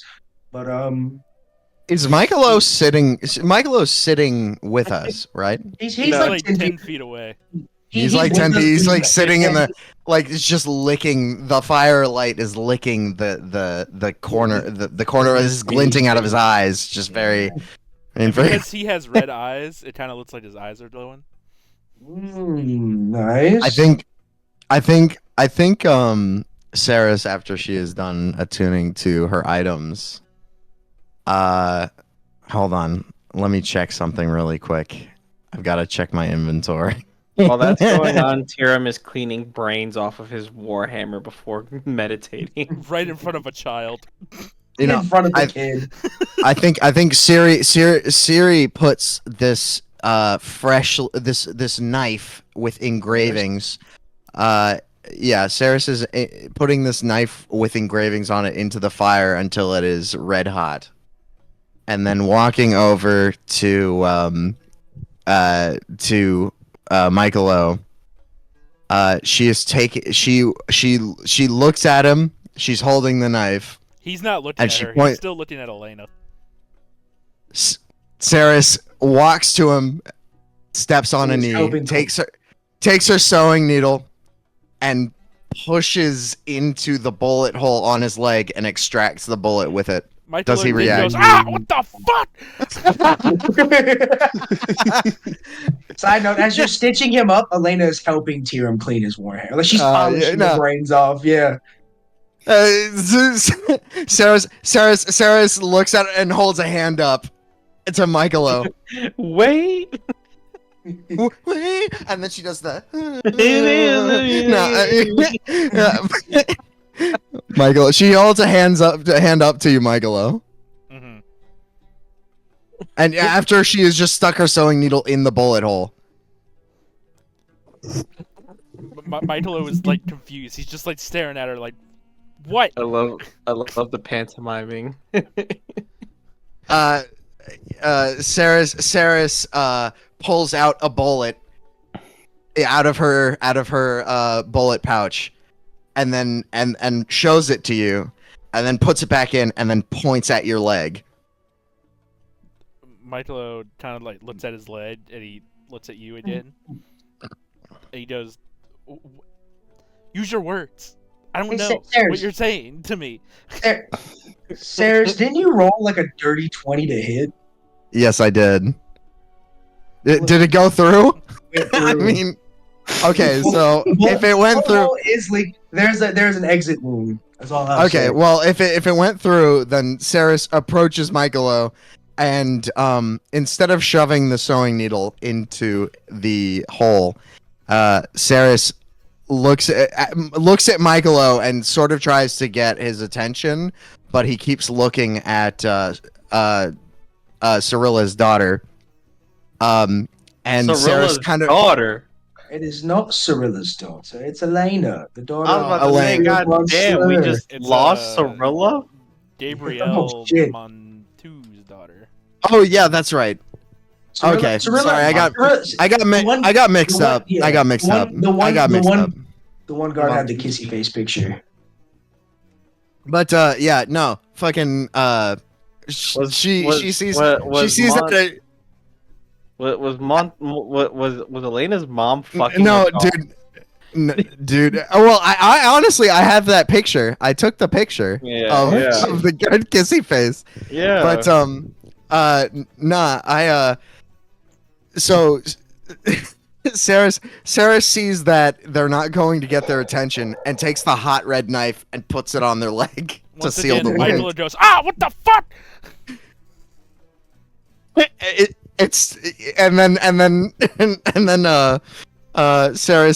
Ceres grabs his leg and looks at him and makes like a cross. You get no further explanation. Michaelo kind of just looks at Ceres, and that's all he's doing. He's just like looking at Ceres, like, why the fuck would you do that? As you look at Ceres, Bucket comes behind Ceres, nuzzles its way under her feet, and picks her up so that she's taller than you. And now Ceres is looking down at you with the cross fingers. With the cross fingers, holding a red hot knife. Raitu is also playing with Elena. He's kind of swatting at her feet. She's petting him. But Raitu's actually just being like a big ass house cat right now. Elena is finding a lot of comfort in the cat, keeping her company. Tiro, you see. Yeah, go ahead. I was just say, Tiro, you see the cat as it's playing with Elena. It nuzzles up to you because it still loves you. Simon, did you have something? After Ceres burns the shit out of the wounds on Michaelo, and seals them so it doesn't get crazy infected. Ceres walks over to Raitu. Before Ceres does that. Yes. Michaelo looks at Ceres and he goes, "Hey, you like special projects, right?" Ceres looks inquisitive but interested. Michaelo eyebrow raised. Pulls out a gun that he got. Fires gun at Ceres. You see Ceres like open her eyes and like kind of squint and then kind of shiver and and takes it reverently into her hands and then looks at you and nods. And Michaelo goes, "I want that bat, though." She gives you a thumbs up and puts it in her in her belt. Do you say this loudly? Huh? Michaelo, do you say this loudly? Is this like for everyone to hear, or is this like quiet? No, this is just the Ceres. It's kind of like, hey, Ceres. Not Siri. roll me a deception real quick. Or- But I'm or- not deceiving anybody. Well, Kane's trying to listen. or a stealth or Oh yeah, you're right. Stealth would be better. My bad. whichever one, you know. No, the stealth is actually better. Simon, I'm still learning. I keep forgetting there's other options. No probs. I appreciate you. I feel bad for like or That's a you're- 6. Well, that's a 4. Kade takes no notice. Fuck. Okay, well, Ceres is going to walk up to the girl who is playing with Raito. Raitu, right? Right. Right to. Raitu.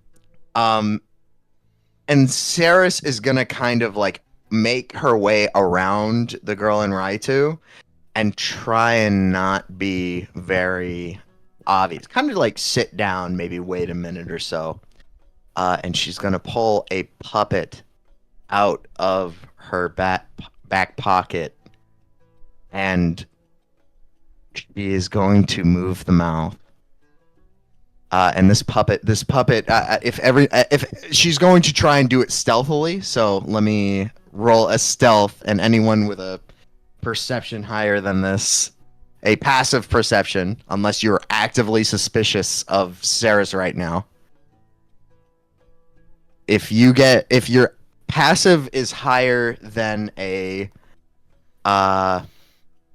where's my stealth? +2.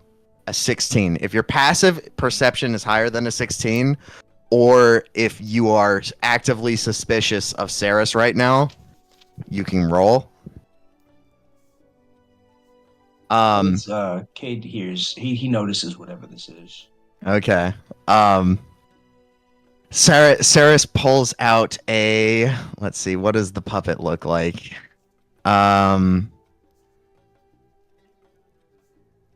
A minion. I don't know. It is a yeah, I think maybe Luna might, but you see this serpent like puppet, and it goes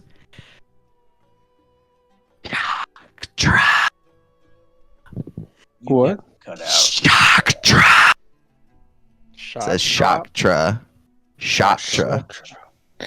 Oh, right. So, Ron, should I tell them or should you tell them that we were retconning a thing or two? You can tell Simon. All right, cool. So, Simon, we're retconning the name of the god because I didn't like it. It sounded too much like lightning. I decided to go with Valkana. Valkana. So it's Valkana. And it's very, very, very, very serpent-like. Cade's ears perk up at the sound of this, and he might start paying attention. Now, does Raito seem to react to the mention of this? Great question, DM. Raito's ears perk up, and you notice that his back two paws, as he's playing with Elena, get stiff as a board. He stops moving, but then he goes right back as if nothing happened. All right. And yeah. I think Ceres is gonna walk over to hold on, let me correct my notes. Sorry. Give me a second. All right. So I think Ceres is gonna walk over to Luna. Oh well, first First, Ceres is gonna walk over to Tiram and write on our board, "I knew you were strong," and show him that, and then. Hiram looks at the Knew board. you were strong. Hiram looks at the board, then looks at Ceres. Well, I don't really know much about you. And he is like Elena's like distracted with the tiger, right? Mm-hmm. Tiram looks at Ceres. You know, on a piece of paper on that bandit, I found Elena's name with a jester hat with 3 bells. You know anything about that? Ceres shakes her head. And Hold on. As soon as Tiram brings up this topic, Ceres, you know that Kade gives you all kind of like a time to be hitting the dusty trail stretch. And he gets up and goes for a little walk as he whistles on his way. But Ceres, Okay. you s- notice something. I noticed that, but Ceres shakes her head no, and I'm going to roll a deception, and that is a 5. my passive insight is 11. So Okay. Well, you sense that something is certainly off, and Ceres might in fact know something about that. Hiram he doesn't stare daggers at her, but he looks into her eyes, and he kind of like tilts his head, like, really. Ceres turns around and walks towards Kate. Ceres, you go to turn around and walk towards Kade, but you notice he's nowhere in sight. She walks out into the desert alone, unless Tiram. No. Tiram calls to Ceres. Yeah. That was Ceres's. Yeah. So, anyways, He calls to Ceres and walks into the desert. I'm not done asking questions. Ceres stops and becomes a bit rigid, and then turns around and smiles and sits down next to you, Tiram. You know something about that jester hat, and whether you want to tell me that or not, now or later, you will tell me. And then Tiram points to Elena, and he says, "The girl and her mother have tattoos on their tongues. Do you know anything about that?" As soon as Tiram asks you this question, the party hears one very loud gunshot. did Cade just kill himself? Tiram like springs into action to like cover Elena. Siri runs towards. Siri, I fucked up my own name. I fucked up my own name. Siri, Ceres. It's like the same shit. No, Ceres starts sprinting towards the sound and whistles for Bucket. Bucket comes barreling over to you. And does anybody else run towards the noise, or does Tiram just kind of spring up? Luna jumps up in curiosity of where that shot came from and darts off towards where Ceres is running. Tiram covers Elena. Michaelo just stands up. Well, Luna, Ceres, you run around the back of the large structure of rocks, and I want to say a good 50, 60 feet away, you both find Kade, and in front of him, yes. But you both find Kade as he has his pistol in hand and smoking, and in front of him is the Aarakocra gunman that ran away earlier. This gunslinger has a giant hole from like hip bone to leg where its body used to be, as it has been punctured with a fat cannonball. Fucking Ceres like smacks the shit out of Kade and plucks his hairs and then pulls out a whiteboard and writes "waste" on it. Cade snarls. We're going back to dead end. I'm sure I'll find more. Leave no loose ends, remember? And he kind of like smacks you in the shoulder and starts rubbing the patch of fur that you picked from. Luna looks at the corpse and looks at the body, the hole that has been caused, and Luna saw the gun that's smoking, and he asks, Are you gonna "What investigate kind the of body?" No, I was just Alright. looking at the hole and the gun. You said I saw the gun, right? You definitely saw Cade smoking gun and a Right, hole in right. the. And I'm about to ask, what kind of gun puts that kind of a hole in a body? Cade blows the smoke and he grabs his belt as he stuffs it back in there, and he gives you the most piratish, standoffish look, and he says, "The kind that finishes sentences." The last word? Yeah, the last word. Is that the official name? Is that the official name? The last word? It's not the pistol anymore. It's the last word. We're gonna keep that. We're gonna roll the tapes. Gonna run with that. Good job, guys. Good job, gang. Editing on the fly. Hell yeah. Editing on the fly. It is no longer the pistol. It is the last word. That is quite literally so excellent. Thank you, Josh. That was great. That was. Is this but what of we course. call it? I want to ask Cade more questions, but if we want to call it now, that's fine. Well, it's only you and Luna, so if you and Josh want to sit back, y'all can ask me questions. But if everyone else is ready to wrap it up, we can put a stop on the actual. We can put a stop on the actual campaign. That's Tiram and Michaelo, you've both gathered. Ceras and Luna and Cade kind of walk back in a group. They seem to be talking about something, but everything seems okay. Any last words to calm you down? Cade calls out and he says, "Seems there was a fly."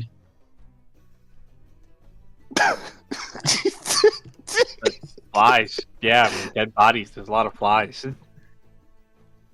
Cade laughs. Ceres loots the body. Ceres, roll me an investigation real quick. Tiram observes Ceres. You waste no time, don't you? Ceres completely ignores that. Ceres. Investigation. That's a +5. That is a rolling higher 24. Than okay. The Aarakocra coughs up a little bit of blood as you get close to the body. He gets blood on the bells, as that's how close he is to like you. And he lets off a couple final words. He says, "There will be more, and they're not only looking for her." He coughs up a little bit more, God. and as you loot the body, you find a piece of paper. On the piece of paper is a description of the party. Okay. I thought it was going to be another family photo. Simon keeps finding those. They can't heartbreak him every time. in fact. I wanted to put my little thief to the test, and he's going the distance. But yeah, those are his final words as he lets go.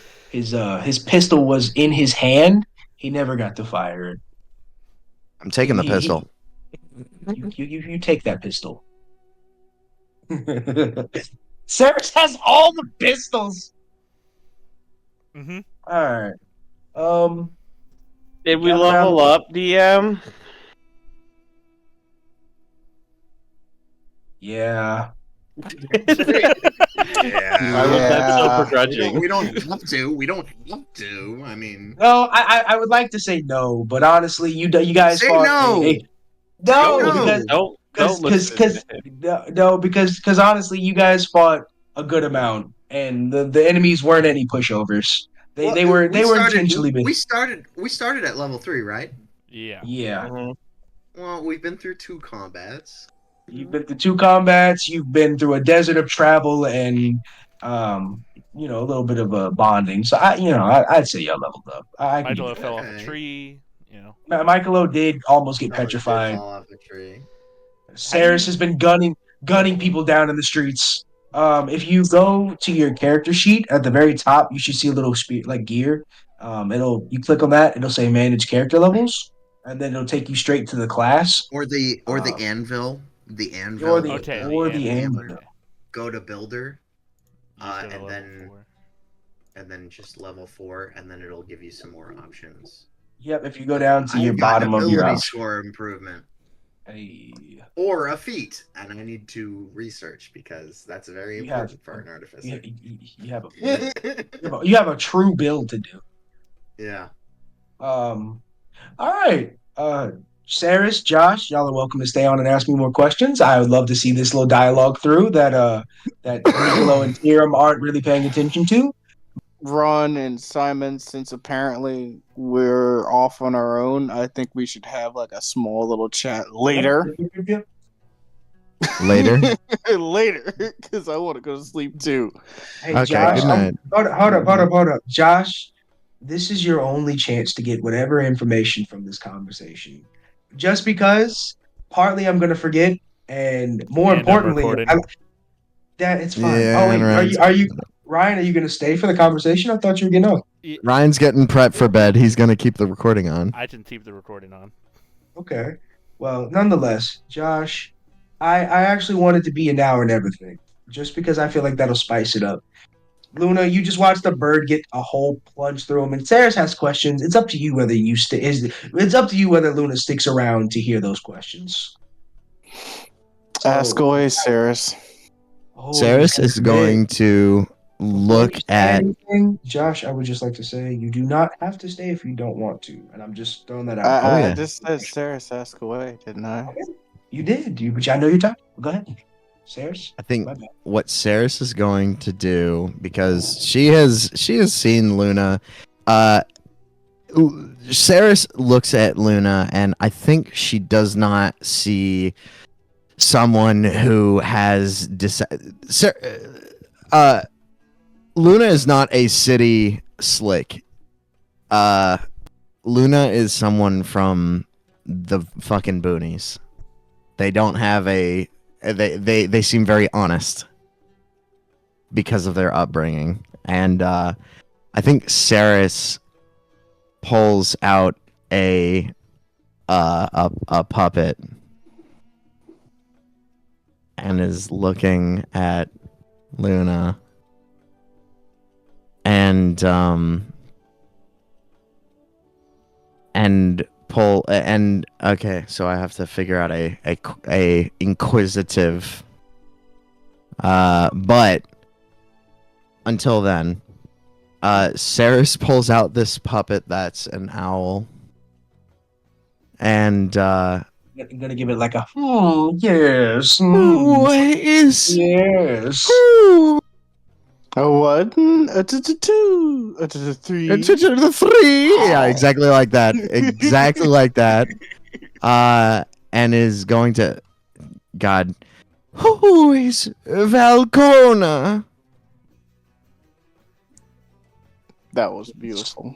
Cade smiles and Cade, as he finishes polishing his gun and stuffing it back in his belt, crosses his arm. Yeah, Luna, who is Velcona?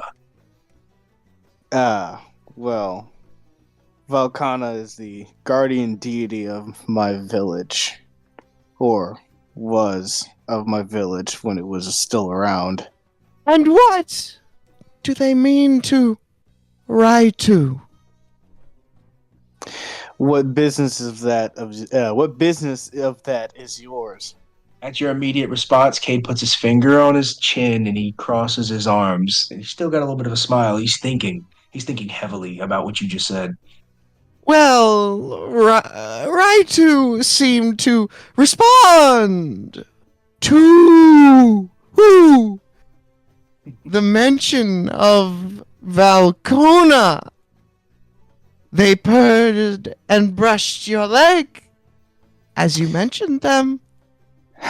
Well, in the shrines that we keep, some of the beasts that we keep are sensitive to spirits in the area, and well, Valkana being a guardian deity, well, has quite a presence, wouldn't you say? So, you're saying that your god follows you? That I don't know. Maybe they will bless us with their luck and their fortune. He starts tapping his chin really hard. It's like he's trying really hard to remember something. He's also rolling terrible in history, but he is just flabbergasted. It's on the tip of his fucking tongue. Before Kate says anything, Luna responds with that it may have been the guardian deity of my village, and it may have given me a task, but that thing is no god of mine if it allows such an atrocity to happen.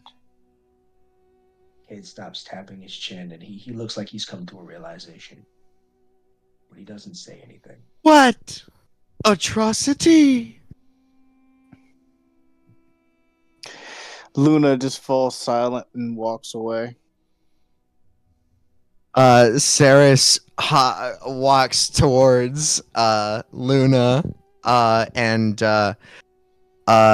snatches another piece of rotten food out of their pants. Do I need a roll to see if you have that? Yeah, are you trying to keep it? No.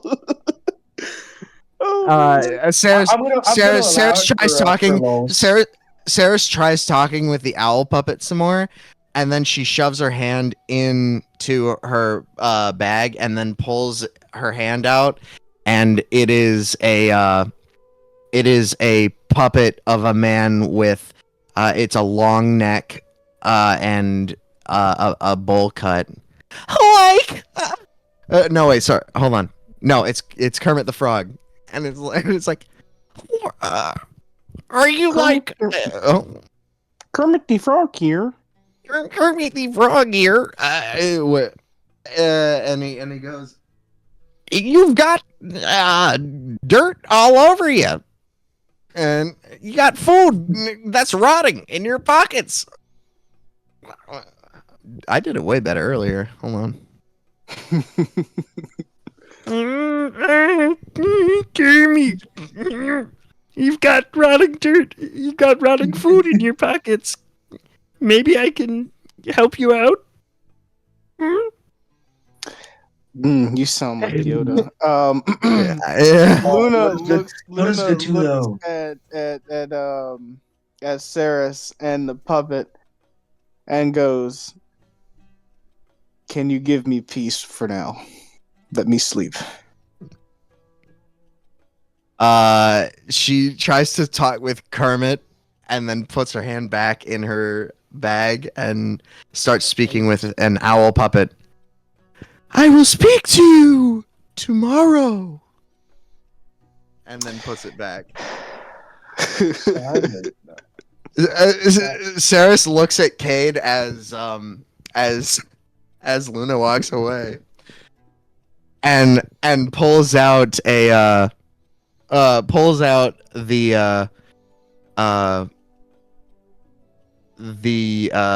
a snake puppet and goes, you didn't seem to care too much about my puppets.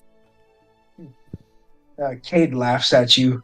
Who's gonna care about some finger puppets? Half pipe, you're being insecure again. And he like puts his finger on the tip of the snake's nose and pokes it really really slowly. She puts it back in. She pulls out a man in a Scottish outfit puppet. Well, you're being quite rude. I feel like this is something that's affected my life. You're shit. And then she puts it away.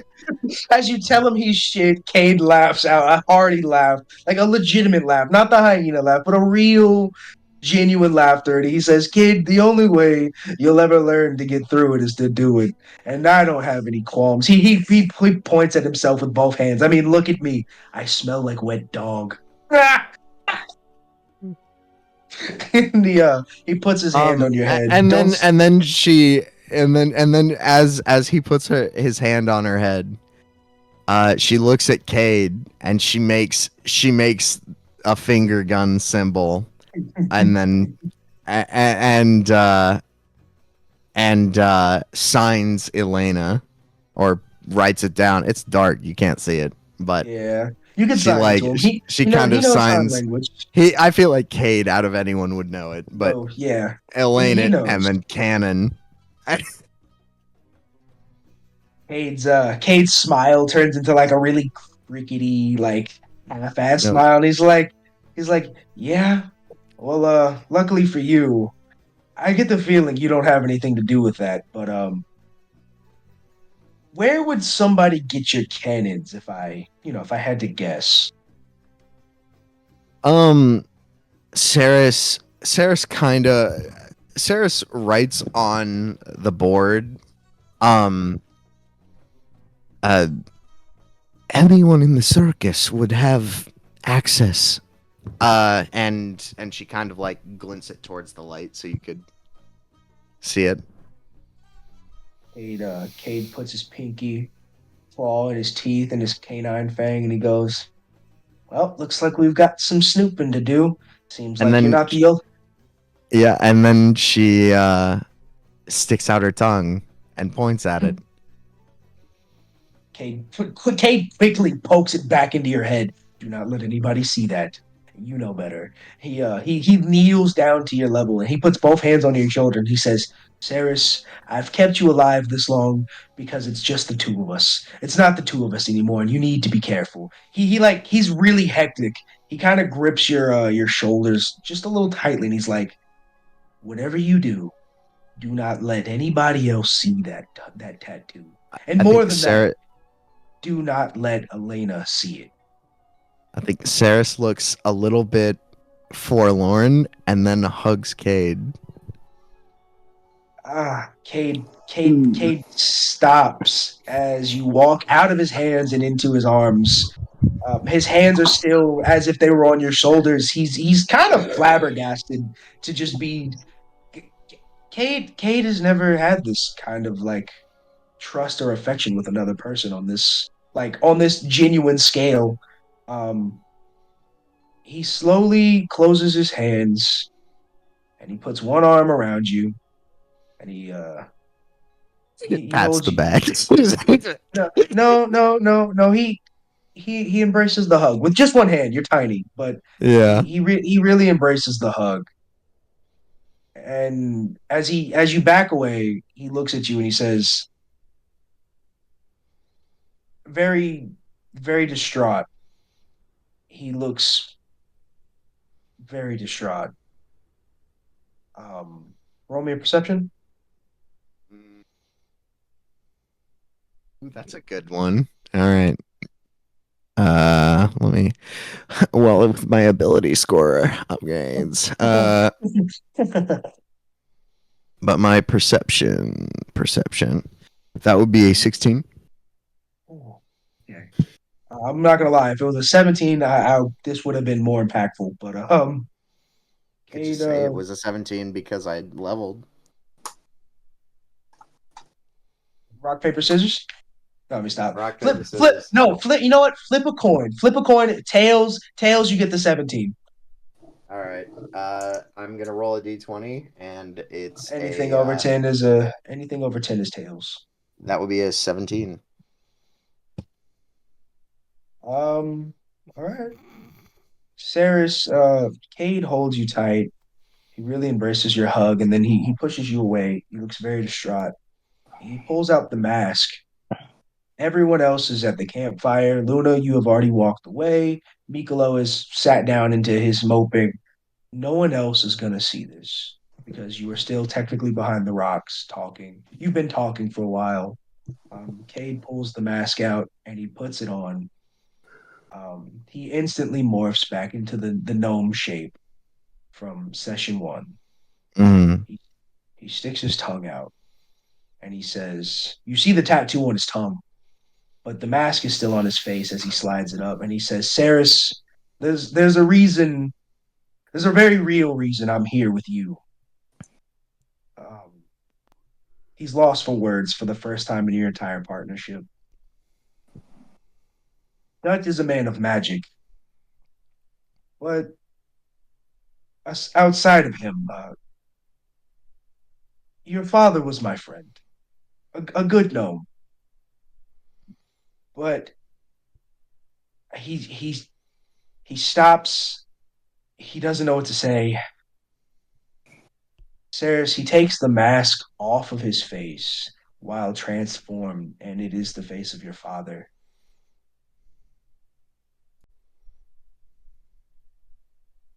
That is where we will end this tonight. Oh wow! All right, Ron, I have a question for you, bud. What's up? But before So- you say that, I don't think you realize how big of a bombshell that was. Yeah. Well, I'm looking at Simon's face, and I'm like, yeah, no, that's a huge bombshell, especially with him putting his hands on his face. But I don't realize the significance, so I'm not going to look too deep into it until it actually becomes relevant to me. You know what? None of you know this, but Simon, this is this. How do you feel? Devastated. We will pick up on that next time because following this, the sun will be fully set. So picking up in the next session, it will be nighttime, and I will leave that here. Simon, if you have any comments and concerns you'd like to call me, you are more than welcome. That will not be recorded, Yeah. but if you'd like to talk, No, I think I'm good for next Josh, session. go ahead. Josh, go ahead and ask your question. I'm sorry, I didn't mean to cut you off. So about the whole lycanthropy part, right? So now that I've fully transformed, you were talking. You said that your character, Kate, smelled like a wet dog, right? So normally, a human wouldn't be able to smell like scents. And yeah, sure, you could walk up and be, man, that smells interesting or whatever, but it wouldn't be heightened to the sense of animals. Do I passively have that since I smell like one too on a beast person, or is it literally just a transformation? Just your transformation smells like And when that. I transform partially, do I also have heightened senses too? It depends. Like I remember how I explained like how when you transform, it's how you use it is up to you, but you have to tell me how you transform and you have to tell me what you transform for partial points, for Okay. partial bonuses. So if you Right. wanted to have heightened sentences, you would transform your nose, or if you wanted an extra strength bonus, you'd heighten, your arms. But also if the transformation fails, you're derpy for 10 minutes. Right. Okay, that's right. Okay. All right, that was it. I have All a right, good night. question, DM. Oh, yes. Are we gonna get a long rest? Yeah, well, when you go to sleep after this, yeah, you will. This will be this campfire is the long rest, unless for lack of better words, unless Simon handles the next situation badly. But that's neither here nor there. That's next session. Anyways, Okay. I was just wondering because that one gunshot that Ceres did a lot of fucking damage. I know it did. You were reeling. Well, not to you, I wasn't. Valid. Fair. I mean, I'm not gonna lie here. I didn't care how much health you had. Cade's not afraid of a fight. You want to talk about most intimidating characters so far? I fully believe that Ceres is the most intimidating character because she has just blatantly shot people with no hesitation. Without killing a soul at that. Well, the fact that she hasn't killed a soul is also kind of concerning too, because like it's also extremely lucky because I had 3 health. Not just that though. She shot a guy down some stairs. She shot a guy down some stairs, and somehow he did live, all that. She also shot a guy through a building, a wall or something like that, with a cannonball shot. How do you? but he was extremely powerful. So okay, so it was nothing but like a pot shot. Okay, I got you. Yeah, that is probably like boss level. I'm guessing. Okay. Jesus. Well, good night, gentlemen. Until the next time, Tuesday. Good night, Ryan. Thank you for recording as always. No problem. Simon, if you care to stay back for a moment, Just a Oh, moment. for sure. All right. Just a moment. But before that, I'm gonna free the players that wish to go to bed. I know Jay's tired. Please do. Rosebud and Thorns. I'm gonna Thorn, take a yes. note. I will be Rosebud, listening the whole time. Ryan, why don't you lead us off on this one? No, you've gone first already. Who hasn't gone first? Josh? I haven't haven't. gone first. Oh, I thought you went first for the first. Oh, well, yeah. Ryan, start us off. Rose. I got to play Michaelo in a different type of way. Yeah. This way. Yeah, Uh, that was my intention. if you guys don't know, Michaelo goes fucking crazy whenever he sees that fucking symbol. And I also got that gun from the Session 0. I don't know if you remember that, Ron. I do. When Michaelo just straight up harassed Somebody. somebody. He was like, "Here, take this. Go. Yes. Leave me." Please get away from my stand. Also, the poor melon guy. Oh yeah. Melon. Bud is. I'm looking forward to seeing what everybody does next time, because the story has kind of progressed quite a bit today. I feel like with a new party member. a little bit. Thorn. I got shot. Ah! Yeah, you did. That Fuck fucking around hurt. and find. You fuck around and find out. Ceres is my fuck around. Ceres is my Ceres my little hitter, bro. You fuck around and find out. I will say though, that fucking 18 to hit on that punch Was nuts. Michaelo has never done that before. I couldn't even hit the Very- fucking golem. Very fitting for the situation. Yeah, I definitely think did. so. If Michaelo whiffed, he would have just been like, "Nah, dude, I'm out. Embarrassment. I'm done." I'm down. Just gonna go walk into the I desert. love the serious Michaelo because I was like, oh, it'll be a goof character the whole time, and then it's like, oh my god, Michaelo's getting serious. Oh fuck, I am so excited for this shit. You know what's funny, Simon? Josh is gonna be the joke character. I'm calling it now. I truly thought that that like there was gonna be a moment where someone confronts Kade like that. I did not think it was gonna be Michaelo that would be the one that For confronts real. Kade like For that. real. Hey, he kept secrets about his family, man. Yeah. He had to fuck him up. Right. Yes, yes. Did you do your Thorn? Do you have any more Bud? He did. I did do everything. So yes, my Thorn was getting shot by Ceres, who rolled a nat 20. Fucking Dirty shoot fun. you, Dirty fun. Josh, you hit us I went next, bro. second last time. We're gonna go second this time. Fine. All right. So, I'm gonna start off with the thorn. So my thorn, right? So my thorn was the fact that I was fighting that robot more or less by myself and got fucked up. Ceres was there with you every round through concentration. Concentration. I appreciate you being there, Ceres, because that damage over time, I promise you, helped. Me and Josh got fucked. Yeah, It's always right. getting fucked. Quite So, frankly, I- it should have been Tiram on the Golem and us fighting that one guy. Because Tiram was just having the greatest time of all time. Right. This man's sitting over here on a freaking power trip while we're getting our butts handed to us. But this is my Rose and Thorn are all in the same thing, right? So my Thorn was getting knocked out twice, technically, right? Back to back. All right. My Thorn was I got to use my form at least once, actually do something. Because how awesome is it to transform, then be like, I'm going to do some shit, then get shot down?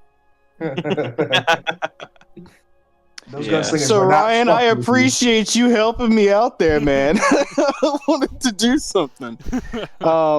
My bud is I'm curious to see in my mind, my character is not, I mean, he's listening into what's happening and he's focused in, but I have to figure out what exactly how he sees his transformation, his lycanthropy, and how much of that is important to him. So that's a butt for me. Okay. Jay. Like, Rose. Rose to everybody. I feel like this was a far more like fun, interactive session. I feel like everybody got more into their character bag and really like played into their characters in a way that blended more. Which is bound to happen with time. Um, I had a lot of fun with the combat. Because even while I was in the predicament that I was in, I definitely was thinking to myself, like, man, I should be over there fighting the But at the same time, it was like how I saw the events playing out and how I looked through like Tirum's lenses. It's like, yeah, there is that big golem out there, but like Tirum knew that there was trouble afoot, He was also and he was acting the like only a one to see barbarian. it. Well, I'm not gonna lie. I think that was pretty smart of you, as literally the armor to run in between the gap and fill it with you and your shield. That makes sense. Yeah. Literally, bullets tinked off of you. Big rose to Ron. You did not fail to deliver. There's so many like lore pieces sprinkled in everywhere, and so many like, ooh, what's this? Ooh, what's that? Yeah, rose to Ron, rose to Simon, for keeping the mystique. There's something there with Ceres's knowledge. Ceres and Kade, they're still hiding things. Of course they are. Um and Tirum's taking his mental notes and feeling out how he wants to attack the situation. Big Bud to see what happens next. Where how the getting to dead end goes, how dealing with the next set of obstacles, what's gonna happen with serious Michaelo. Is that gonna be something that comes to play often? um what's it called? um Thorn. I guess Thorn would be my damage rolls. My damage rolls were not like the highest. Sure, But smited. yeah, you know what? I'm very conservative with my smites. Maybe I need to open that up a little bit. So Thorn on It's early myself. game. Yeah, early game. It is Still early learning. game. Still learning the paladin class. Until Ron says the gloves are off. Oh, it's coming. I can't Yeah, wait. yeah. Ron, I feel like Ron is taking a mental note of every time Tyrum just disrespects an enemy. A mental note of how many times he could have killed Luna. Right, right. Like But yeah, permanently. that's my Rosebud Thorn. All right. Thank you. Thank you, by the way. Simon? Okay, so first of all, Ron, you did something that I never even fucking conceived of. It's very obvious, but it it takes so much dedication and thought. Is interconnecting everyone's backstories. Yes. That creates and creating a room for conflict within the party, because when I had all new players, I was like, there is no way I can do anything that creates conflict in the party. Y'all somehow found a way to do it anyways. But Oh man, me and Boris almost killed each other. I miss you. I know, and then it was just like, Boris lost that fight. Yeah, and it was just something I never like, because later game I seriously could have done that and it would have made it so much. The inner party conflict that you are creating right now is so beautiful, because we have people who we have enough people who really know how the game works to make that work, and I am so excited to see that through. I am not at all shooting for like a huge PvP thing like you and Gorse. But like, oh my god, more like Can Vio you and tell us Draven. about that? Because I don't think I was there. no. Okay. Yeah, go So ahead. in our very first campaign, me, Jay, and Damien all picked relatively wild characters, all Yeah. angry, all different. We basically had a chaotic good, a Chaotic chaotic evil, neutral, chaotic and a good. Yeah, chaotic I get it. evil. Yeah, All and three. We had all three, but and they were all chaotic.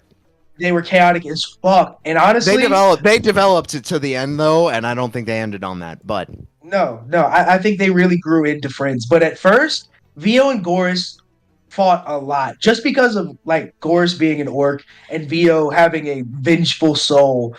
They fought a lot, and in I think it was like our fourth or fifth session, I think it Goris was and the fifth Vio, session. Goris and Vio actually got into like a real scrap because they A disagreed on how to serious scrap. handle and like And I made the enemies get away. Because yeah, he did do that because Yeah. I was like, Vio.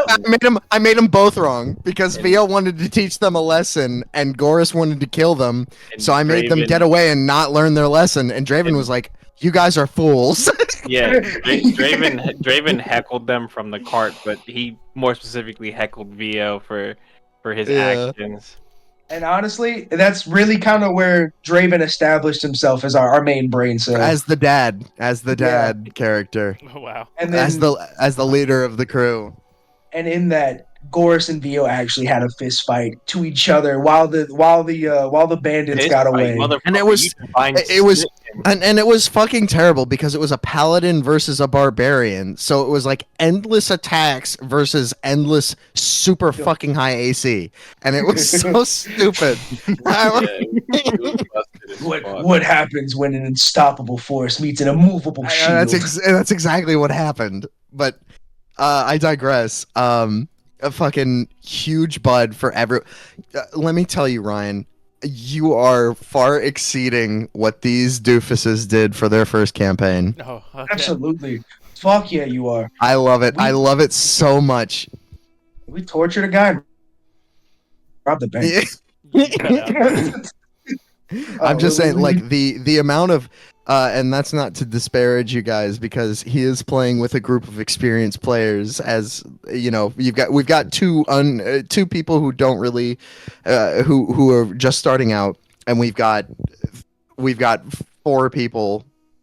pretty I'm well tripping. experienced. Three people with some good experience. So that is not disparaging, but Ryan, you're doing so good, and Josh, I fucking love the amount of I love the how quickly you're picking this up. I love how quickly both of you are picking this up. This is so great. A big fucking rose to that. Ron, can't say it enough. Once again, huge rose for putting together this combat. The construct with the 2 archers, I was like, okay, how am I gonna fight these range people? And also the theme of, yeah, they're not just fuckers with bows. These guys have fucking guns, right? You know? Like, and also not to mention that there's a sandstorm, so visibility's low, and we're gonna do disadvantage rules during this. I was like, okay, yeah, all right. Also, huge rose, Ron, for your flexibility in all things. I'm really appreciating you trying to let us do what we want to do. And it's awesome. Jay, Ron, for the speech that you worked on, loved it. Loved the pirate seriously, speech. Yeah, sorry. Yeah. I don't give that enough credit. Thank you. That was guys. beautiful. And Jay, your speech towards the man that you just, I was like, is he going to let him live? Is he gonna like put him down with honor? No, it's full vengeance. I love it. Yeah. And I'm loving the character you are creating because you are I have a problem myself with like, oh, I'm gonna do what I know, and I might end up making similar things happen to characters. but you are truly making a new character here, and I really like that a lot. So, I thank you. I appreciate it. It wasn't just like a me going and improvising that situation. And I don't know if Ron did it intentionally or not, but he made the barbarian say something that actually did trigger. Oh, okay.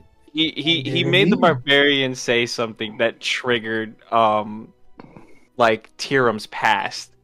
Ah, see, and that's another thing is I separated all your guys' arcs into okay, so here's the spotlight on this character, here's the spotlight on this character, here's the spot. Yeah, Ron's yeah. putting this shit together where it's like everyone gets their chance damn near every fucking session. Yeah, no, it's I it's it's I awesome. could not, and I love it. I love it so much. Uh, Um, you guys can't see God. my face, but I have a bigger shit eating grin than Cade right now, guys. So you guys gotta stop making me blush.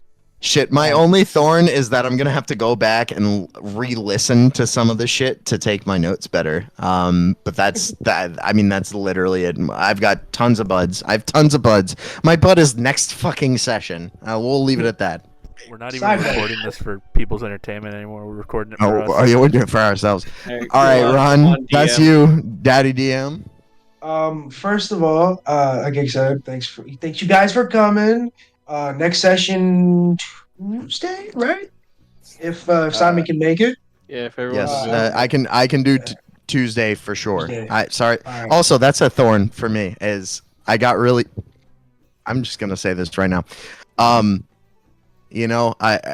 changing my lifestyle a lot right now, and I'm taking on a bunch of shifts at the brewery as a bartender. And like fucking, I when I sent you guys that message where I was like, I had changed plans for the second time, I was like, okay, I need to put this shit in a calendar. I'm gonna make sure I'm a lot more organized, and I won't switch up on you guys again like that because that was just irresponsible of me, and that's my bad. That's my thorn. That's my biggest fucking thorn. I appreciate it. But yeah, come on, Ron, hit us with your rosebud thorn. Rose to the players. I wanted to sprinkle enough of all of your lore into everything so that you'd get invested because I want you guys to feel your characters out, and I really feel it. I feel you guys getting into it, and it makes me hype because I have so much lore and so much stuff that I kind of like went on a tangent for a lot of these things to like try to make them fit into a plot. And I love that you guys are just eating it up. Tiram executing the dude and then praying over the mom was like the most vengeful paladin shit I could have ever picked. Josh finally transforming. I was trying to figure out a good time to like drop that in there, but um seeing him just change and be who he wanted this character to be, I'm excited to see where he goes from here. Um, Rose to Ceres for being my little hitter. Okay, Kay doesn't even have to say shit. Ceres ready to shoot people, and Ceres has never even killed anybody. So like, I love it. I love the support, dedication that you're giving to like the little bit of plot we build. And I love that. I love their dynamic. I love serious Michealo. I wanted to kind of pick at Michelo's character because I know he's gonna be goofy, and I just kind of wanted to feel out the waters with some of his darker lore, and he just fucking stepped into it, guys. Like Yeah, delivered. I really wasn't expecting all of that. I like, same way Jay was like, I was kind of expecting somebody else to punch Cade in the face. I genuinely thought it was going to be Tyrim, and Yeah, for me for too. and for Don't for fuck with Michealo the to really Michelo's family, dog. Hey, I respect it. and Standing on business. some business, yeah. Rose to that. Rose to this combat. I won't lie. I tried to figure out a good way to balance it. I played around with the numbers and I wasn't really sure how many enemies to throw at you guys or how strong. I was really worried that either it was gonna be one-sided again, kind of like it was, or or you guys were just gonna get wiped. And I love that it felt like a fight, but it wasn't like anything crazy. I want to try to keep that pacing up. I feel really good about it. Bud to seeing the stories unfold. Bud to Ceres and her bag of secrets. Bud to Michealo and his very now known anger towards this thing. But to Tira being the paladin I thought he was gonna be. Um, but to seeing him step more into like a good light because Jay, we know who your character is, and he can go either way. So, but to Yeah. see you make more good decisions, if you do, even Yeah. maybe this was just because of the kid. I don't know. Um, but to seeing Josh deal with the voices, That was like, oh fuck. Yeah, I am like I'm intrigued for all characters. I feel like there is still so much to learn, but I feel like Josh's character is the one that is highly shrouded in mystery for me. and he It's wrote the very ending. edgy, which is what I expected from Josh, and I'm excited to see it. Yeah. I'm excited to explore it. Oh boy.